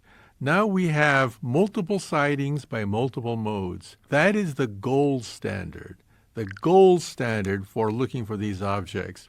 Not just one person, but several people that are reputable. Not just radar, but visual sighting, infrared sensors, telescopic evidence. Now we have multiple sightings by multiple modes. And so the burden of proof has shifted. It used to be the burden of proof was on the people who believed in UFOs. They saw something, prove it. Now the burden of proof has shifted to the Pentagon, to the military. Now they have to prove that these aren't extraterrestrial. And so I think there's been a sea change in the last just several years. 50 years ago, there was a congressional hearing, and it was coming out of Project Blue Book. And there was a lot of laughter and a lot of jokes about little green men in outer space. 50 years ago, that's the way it was. Now, things have changed. People are looking at, are they a threat militarily? What kinds of sensors do we have? What kind of metrics do we have? We now have, frame by frame, an analysis of these objects. These objects travel between Mach 5 and Mach 20. That's 20 times the speed of sound. These objects can zigzag, and we can measure the G-force inside this object. The G-forces are several hundred times the force of gravity. In other words, any living person's bones would be crushed by these objects, so they're probably drones of some sort. These objects can drop 70,000 feet in a few seconds. Think about that. It can drop a tremendous distance in just a few seconds, and they can go underwater. This is something that we didn't realize before, but yes, they can actually go underwater. And they also move without creating an exhaust or breaking the sound barrier. So these are things that we can now document frame by frame looking at these videotapes. So, what was the shift? And how did you feel about UFOs, say, like 10, 15 years ago? Well, this giggle factor, and it's the third rail, of course, of your scientific reputation, if you believe in these things. But the evidence is accumulating over the last several years. Now, when I was first approached by Carolyn Corey, the producer of this film, A Tear in the Sky, I was skeptical. I said to myself, come on. I mean, 5 days? 5 days you're going to look for flying saucers in the sky? What happens if the aliens are camera shy and they don't show up in 5 days? So I was pleasantly surprised when they actually found something. They actually have photographic evidence of objects that can gyrate just the way the Pentagon has said. And so we now have a sea change. A center of gravity has changed with regards to looking at these objects. We no longer simply look at one individual seeing something in the sky. No, we demand hours of videotape, multiple sightings by multiple modes. That's the gold standard now. So what do you think is happening? Do you think that this is something that maybe another government from another country has created that far surpasses our abilities, or do you think that this is coming from somewhere else? Well, the Pentagon has listed, I think, 5 different options. One option, of course, is that they're weather balloons or something that's an artifact of our space program. Maybe a piece of rocket that is plunging back into the Earth's atmosphere. That's one category. Another category is anomalous weather events. They happen, and they have to be looked at very carefully. But the last option is other. That is not just the Russians or the Chinese, because these objects apparently can gyrate faster than what the Chinese and the Russians can muster, but it opened the door to the possibility of other. They didn't specify what other was, but you can fill in the dots yourself. Now, one possibility for other is hypersonic drones. We see that in warfare now. The Russians, in the Battle of Ukraine, is actually using hypersonic drones to hit targets inside Ukraine. To be hypersonic, you have to go faster than Mach 5. Anything faster than 5 times the speed of sound is called hypersonic. And so the Russians are now fielding hypersonic drones in warfare. But you see, this is something just in the last few months. These sightings, they go back decades into the past, with objects executing these gyrations decades ago. And that's why you have to take them seriously. So the Commander David Fravor event that we talked about off the Nimitz, that was 2004. Do we have an accurate understanding about military capability in terms of like drones and propulsion systems from 2004? Or are there things that are classified that we are not going to have access to? Like, is it possible that, 18 years ago, they had the capability to have a vehicle or a drone move this way, that just that information has just not been released? 2 years ago, the United States military admitted that it stopped working on these hypersonic drones. Why? They're unstable. They zigzag. And that's why the Russians have put a premium on this technology to evade our Star Wars program.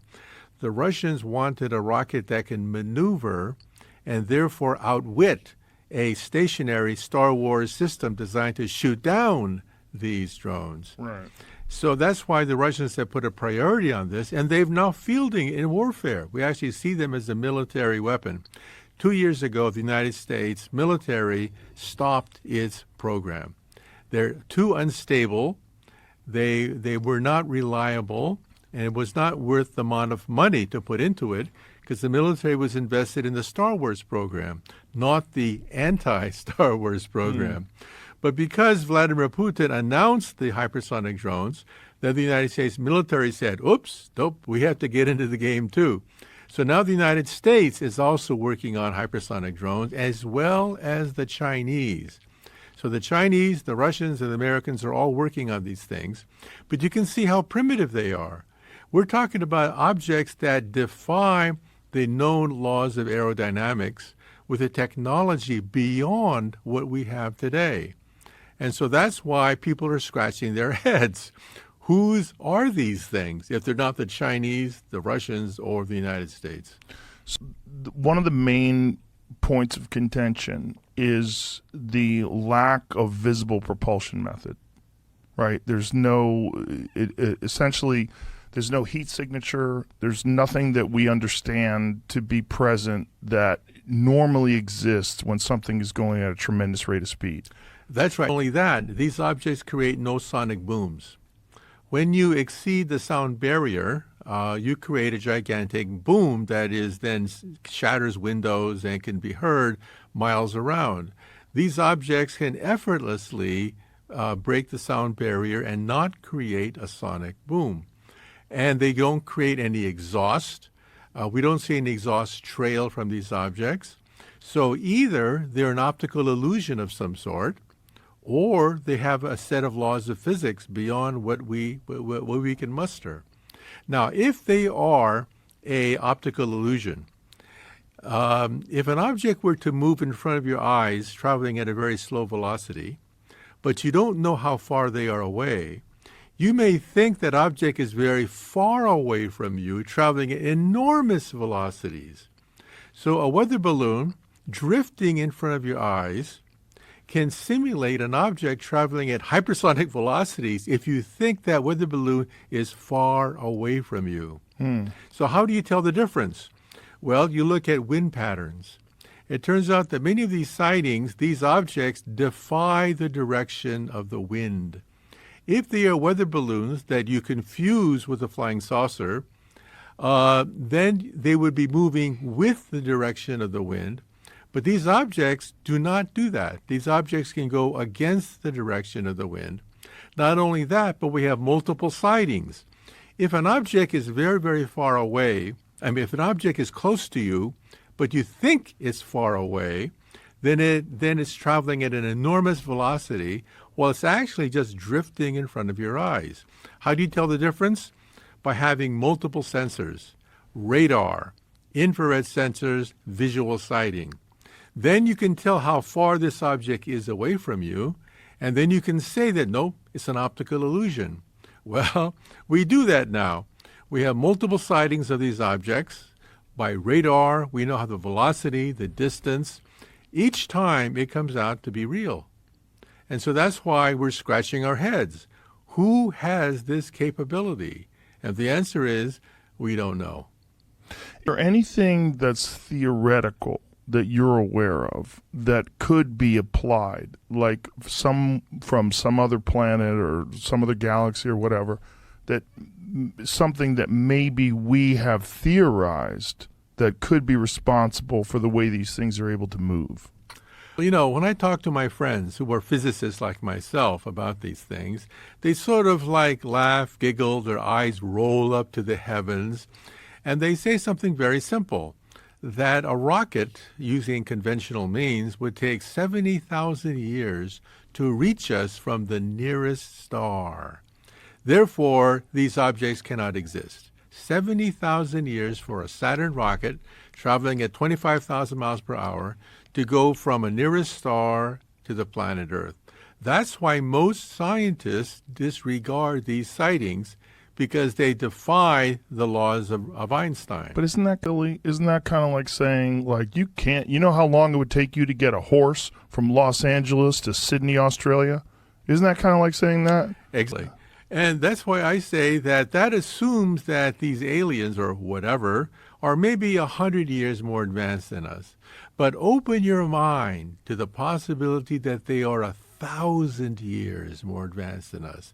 1,000 years is nothing compared to the age of the universe. Right. The universe is about 13 billion plus years old. That's how the age of the universe. And so the age of a civilization, just a few thousand years ahead of us, that is just a blink of an eye to the universe itself. And once you go to higher energies, the laws of physics begin to break down. The laws of Einstein and the laws of the quantum theory break down at something called the Planck energy.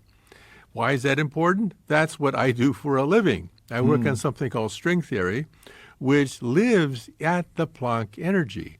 The Planck energy is 10 to the 19 billion electron volts. That is a quadrillion times more powerful than our most powerful atom smasher outside Geneva, Switzerland. Any civilization that could harness the Planck energy would be able to become masters of space and time. Space and time as we know it become unstable at the Planck energy, which is far beyond anything that we can muster here on the planet Earth. So we physicists theorize, how advanced do you have to be to access the Planck energy? Well, we rank them. The Kardashev scale says that there could be type 1, type 2, or type 3 civilizations. A type 1 civilization is maybe 100 years more advanced than us, to maybe 1,000 years, sort of like Buck Rogers or Flash Gordon. They control the weather. Volcanoes, earthquakes, anything planetary, they control. That's type 1. Then there's type 2. Type 2 is stellar. They harness the power of an entire star, like Star Trek. Star Trek would be a typical type 2 civilization where they manipulate entire stars. Then there's type 3. Type 3 is galactic. They roam the galactic space lanes. They play with black holes, like the Empire of the Star Wars series, would be a typical type 3 civilization. Then the next question is, what type do you have to be to harness the Planck energy? The energy at which space and time become unstable, where wormholes may develop, gateways through space and time, portals through empty space. You have to be type 2 or most likely type 3. Then the next question is, how long will it take before you become type 3? Well, we are maybe 100 years away from being type 1. We're maybe a few thousand years from being from type 2, and we're maybe 100,000 years from being type 3. And 100,000 years is nothing on a galactic scale. The age of the universe is, as I said, over 13 billion years old. And so once a civilization reaches the Planck energy, that is a type 3 civilization, space and time become your playground.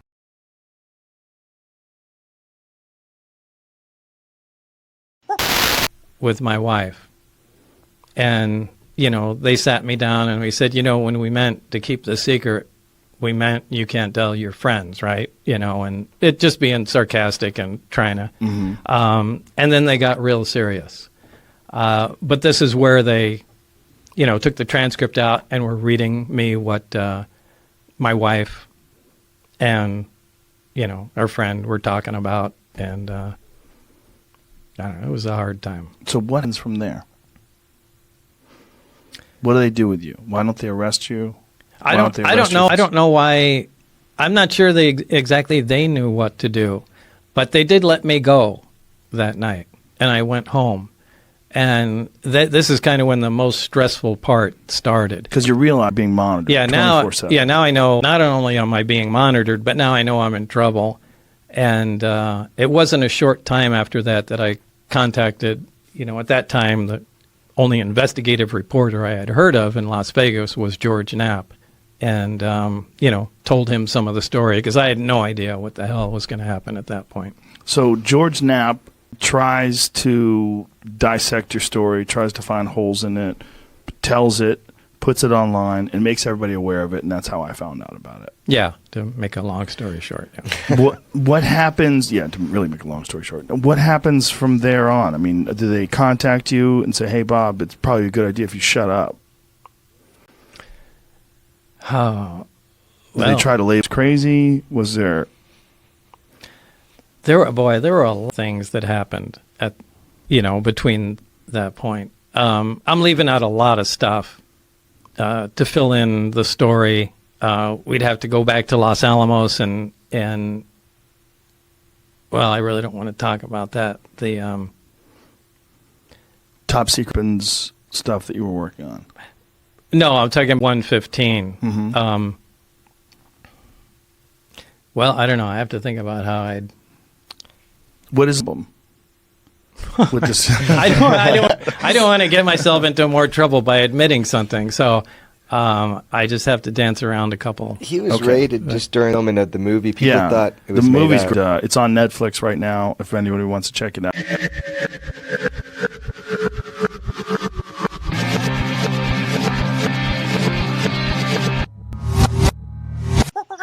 The Joe Rogan Experience. Well, that's a good thing. That's the more sensitive you are, though, the more you have to consider all the possibilities, and that's what could keep you up. Right, or send you down the UFO wormhole. Right? We talked about that right before the podcast. Yeah, there's this guy that's coming on. His name's Dr. Robert Schock, and he's a geologist from Boston University, and he's worked on. There's some real scientists that believe it's entirely possible that the Sphinx and a lot of the construction in Egypt is far older than they think. I know all about this. Do you know all this? I know all about the rain runoff and how much erosion has occurred around the base or around the pit and it absolutely couldn't have been done depending on the way the Sphinx is built, where it's located, the siting. Yeah.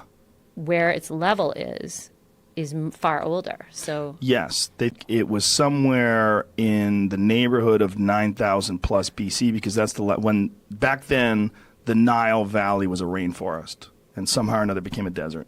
And this guy's legit Boston University professor, geologist. He's traveling all over the place, but he's here for some UFO conference, and the UFO people wanted him to mention the UFO conference, and I'm like, fucking Christ with UFO conferences. You guys don't have anything. If you had something, it would be, what are you going to get together in a fucking Marriott somewhere and show some blurry picture of some fucking hubcap that someone chucked up into the air? Like, there's nothing. Everything that they look at falls apart under scrutiny. There's like a few videos. Okay, I'm going to back on Please this. Please do. Let's just say, what about, do you know the Disclosure? Yes, Disclosure Project. Yes. Okay, there was their first press conference when they got all the, I tend to be impressed by the military, ranking members. I'm sort of like, if you were guarding missile silos and you say you saw something hover above it and deactivate, I'm probably going to check that out a little harder. And there were just so many people that stood up, in that press conference and said that they absolutely had seen evidence, met extraterrestrials, seen the crafts, like in hangars, etc. Yep. And to me, they didn't look like they had that much imagination. They're the kind of people that I didn't think could really. I mean, did you find that convincing at all? No. Here's why. No. They're the just guy like a who whole did bunch of liars, a whole line that's of liars. Stephen, right? The Disclosure Project It's is not so Stephen much Greer's about thing. him. Yeah. He doesn't appeal as much as the people that he brought on, who were mostly military guys. The thing about military, anybody who's in the military is a person. If you get 100 people together, one of them's out of their fucking mind. If you get 1 million people, you've got a shit ton of people that are out of their fucking mind that are running around that want extra attention. One of the best ways to say one of the best ways to get extra attention is to say you've had some extraordinary experience that separates you from the pack. It's one of the main points of delusion that people that are really out of their fucking mind will want to point to. I see things in people. I can read auras. I can tell. I'm a psychic healer. I'm an intuitive person. They all have this thing that separates them from the herd without any work whatsoever. I feel like a lot of these people are that. They want attention. And so they tell these extraordinary stories. Now, when you said they're not creative, that's a very astute point because they all have the same fucking story because it's the same story that's been going on forever. They just repeat shit they've already heard. Most of these people, I think, are full of shit. I think it is entirely possible that UFOs have been here, entirely possible that people have seen UFOs, entirely possible. But a lot of those people, my fucking bullshit radar just goes off. Bang, bang, bang, bang, really? bang, bang, bang. Yeah. I've talked to too many of them. When I did that television show, Joe Rogan Questions Everything, and I met with UFO people and Bigfoot people, I was telling you before the podcast, it cured me because I got to be around those people for hours and just talk to them with no cameras on. I'm like, oh, you're fucking crazy, or you're delusional, or your way of looking at things is not objective, or you're talking to me because you want to convince me of something. You're not just communicating the ideas that are actually in your head.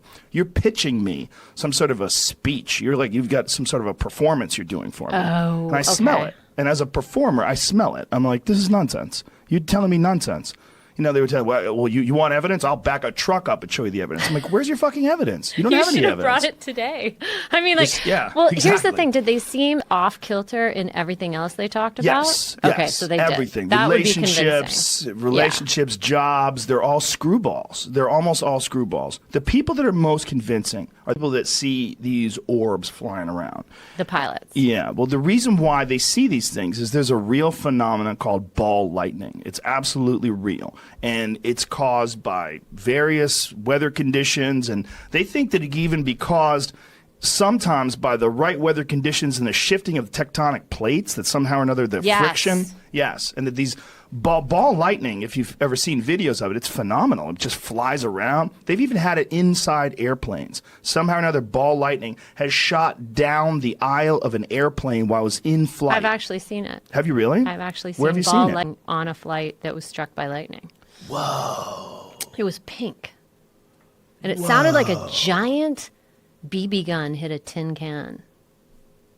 Oh, yeah. Whoa. You were in a plane that was hit by lightning? Holy shit. That's intense.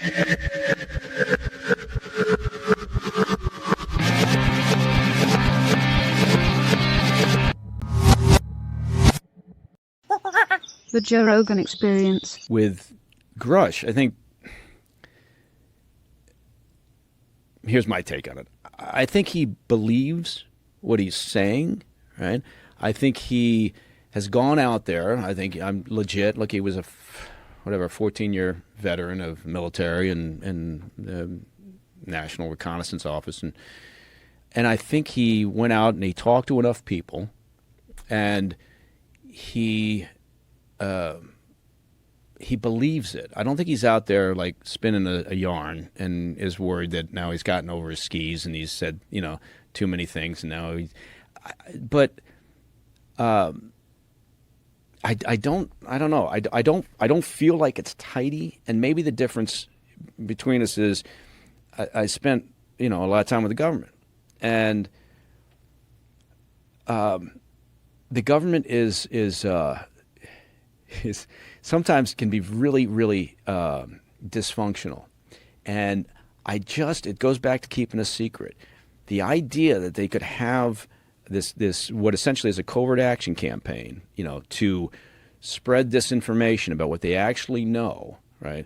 When the easier thing to do is just to have the program, if it's the U.S. government's, development of technology, right? And we're doing this, to have the program and just keep your yap shut about it, not go for a disinformation campaign, not try to muddy the waters by doing this, because in a sense, you're just creating more conversation around it. You're creating, now there's a little bit of a, movement within Congress to say we have to do this. Now we have to. So they're going to look perhaps for a misappropriation of funds, right? Because they're not going to pursue like the UAP issue necessarily, right? But they might be interested in pursuing the misappropriation of funds.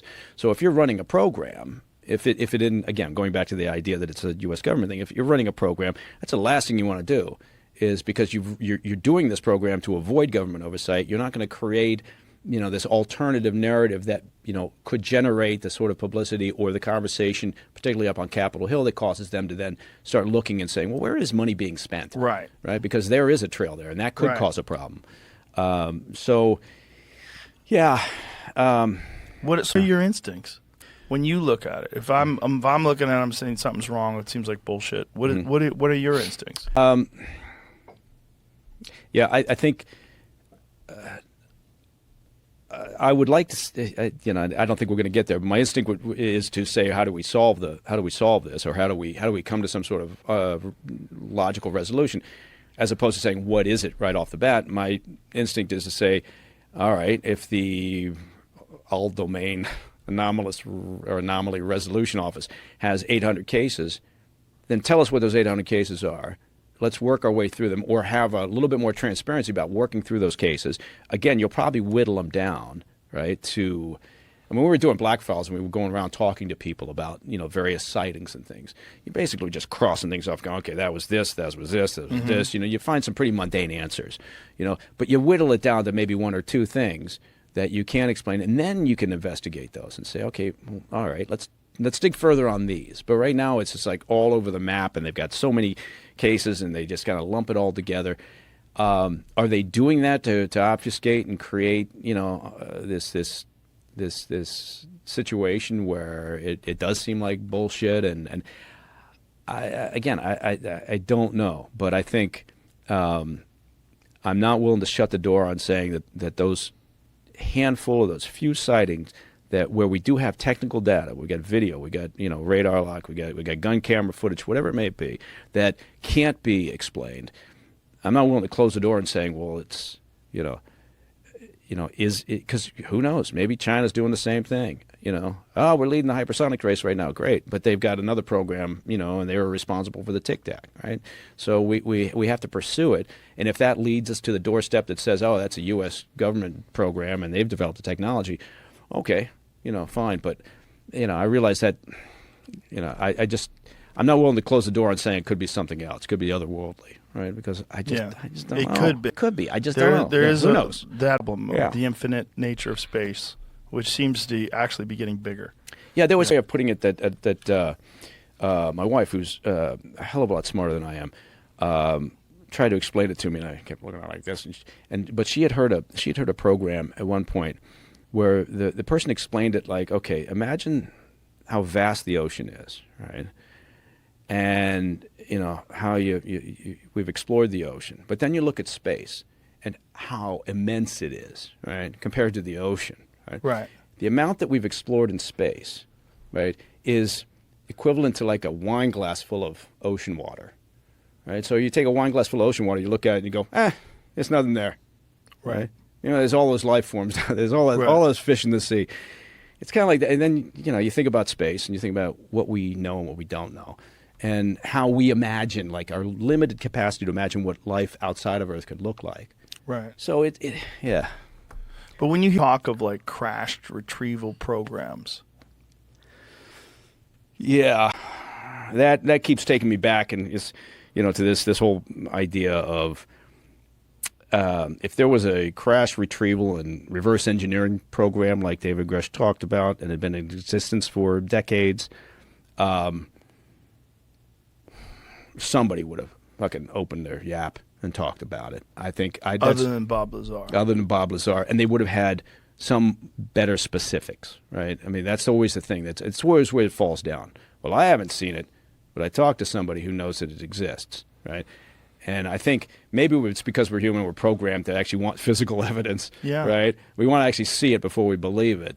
But, you know, that really hasn't happened yet. What's one of the things that's fascinating is the narrative has shifted so wildly from it's completely preposterous to credible people like David Fravor and Ryan Graves and all these different people that are talking about multiple sightings, things that completely defy our understanding of what a vehicle is capable of doing, hovering completely motionless in 120 knot winds, all the whole, you know, whatever that thing is, the cube inside a sphere that they keep seeing over and over again. Right. Like, almost hit one of the aircraft. Yeah. You know, and, the fuck is that? Yeah. And then they land. So I think, you know, one of the good developments out of all of this, and one of the things that may eventually lead to transparency, right? Because it will provide an avenue for these sightings, whether it's commercial or military pilots, as an example, to report it, right? And to be more, and for the government to take it, perhaps, you know, again, it depends on whether it's a big conspiracy or not, to investigate in a more logical manner and in a more detailed manner. So I think just, again, the sheer act that we're talking about it, which then takes me back to the idea that, you know, if you're running a secret program, you don't want people talking about it, so you're not going to muddy the waters with a false narrative if you don't have to. Right. You know, if your concern is that someone's getting close to the truth and you got to do, okay, then maybe so. But, you know. Do you think it's also possible there are patriots that do think that the American public deserves to know about this information and they have been sitting on it for a long time?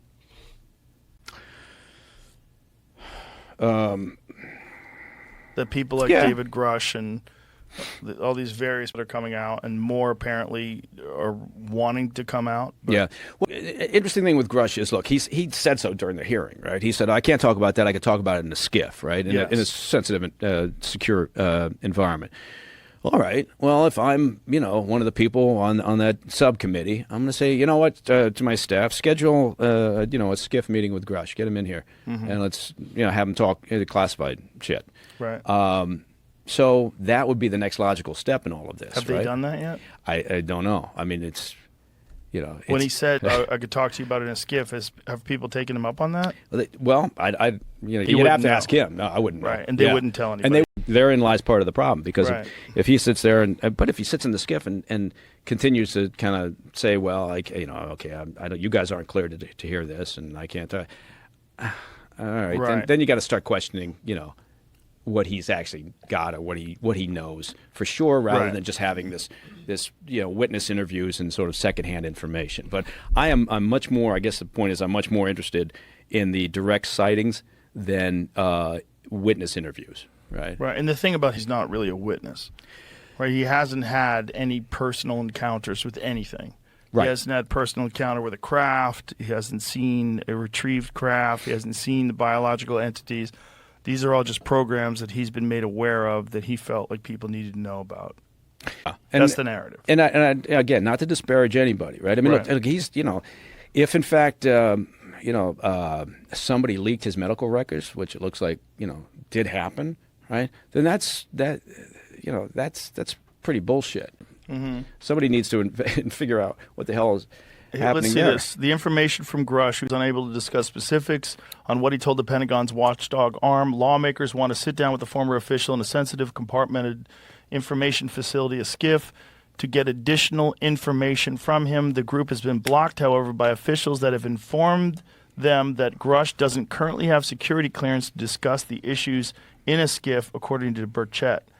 We think that we'll get there eventually. It's just frustrating. I'm ready to go, and the American public are ready to go, he said. Luna argued that the skiff with Grush could help lawmakers better understand the type of legislation they need to write regarding UAPs. She said she supports legislation that would declassify information on the phenomenon. So there seems to be some issue of secrecy and what possible to discuss or legal to discuss. Well, yeah, look, the government casts a very wide net when you're talking about classified information. Right. I mean, the government has overclassified information for decades and decades, right? And you've got secret, top secret, code word, and they tend to just hoover everything up and classify it, right? And then it takes fucking forever, right, to go through that process of declassification, and because nobody wants to put their neck out at that point and say, yeah, let's declassify this, right? Once it's in that pot, But the question is, great, you're saying, you can talk about it in the skiff. Well, damn it, then that's the next, that's what the subcommittee should be doing. That's their job, right? If they're curious, right? And if they're sincere about trying to get to the bottom of this, and that's theoretically their job, then they should, because again, going back to the main thing, and people can say, well, why are you wasting your time on this? But you can always circle back to the top line, which is, it's for national security purposes. We want to know what the hell's going on. Right. And if so... Yeah, we'll see. I guess that's the question that should be thrown at Grush, or should be thrown at the subcommittee members. I'm also shocked how few people care. I feel like people are so overloaded with information today because of social media and because of the news cycle. People are so overloaded with information that this barely registered on people other than UFO nuts. Yeah. Yeah, I mean there was a surprising amount, I thought anyway, of sort of mainstream media coverage. It wasn't particularly deep, right? It just kind of covered, okay, it was a hearing. And I think they did it because, look, it's UFOs or UAPs, right? Mm-hmm. And so, they knew they'd get some clicks on it if they were putting it online or whatever. And they didn't pursue it, like has been any, I haven't seen any stories that talked about the follow-up with Grush. There were a couple of stories talking about the fact that perhaps his medical records were leaked, as a result. And the medical records showed what? That he had some sort of a psychiatric condition? That he had an event or something like that? PTSD, I think he, some suicidal depression issues. Standard stuff with military veterans. He had done his time in Afghanistan, right? And so that doesn't, it means nothing, except for the fact that it shouldn't be out there, right? Those records should be damn well private. Well, not only isn't that what we want, why don't you shut your little dinger off there, fella? Is that me going? Yeah, that's why your phone rang, too. What the hell? God, you got to learn how to use that little switch on the side. But thank you for my IT lesson. Isn't that what you want from? I mean, that's the whole purpose of providing these services for veterans. That when they do have suicidal thoughts and they are struggling with PTSD, that they get help. I mean, the idea that they're shaming him and saying that his report is not credible because of this seems ridiculous. Bullshit. Yeah. It's totally bullshit. Yeah, and he said he's come out since and said, look, I did help. I'm in a better place. And he was happy that people were talking about it. They should be talking about it. Look, we lose a shocking number of veterans to suicide, right? And it's disgusting that we don't, that the government doesn't work harder at this, right? And spend more effort. I know a couple of people who do amazingly good work at the VA in terms of counselors, right? They're not managers, they're not executives. They work with the veterans every day, right? And it's incredible what they do. But overall, as a government, our assistance, right, to veterans. I mean, you look at the number of homeless situations. It's pathetic. And so when he talks about it, it's good that he's talking about it, right? I think that transparency helps, and he clearly views it that way too. And he said, look, I don't have any problem with discussing it, but we should be concerned by the fact that somehow his medical records were put out there. And then, some people will look at that and go, well, is that the government's effort to discredit him? Or is that somebody's effort to discredit him? I don't know why anybody else why would you do that?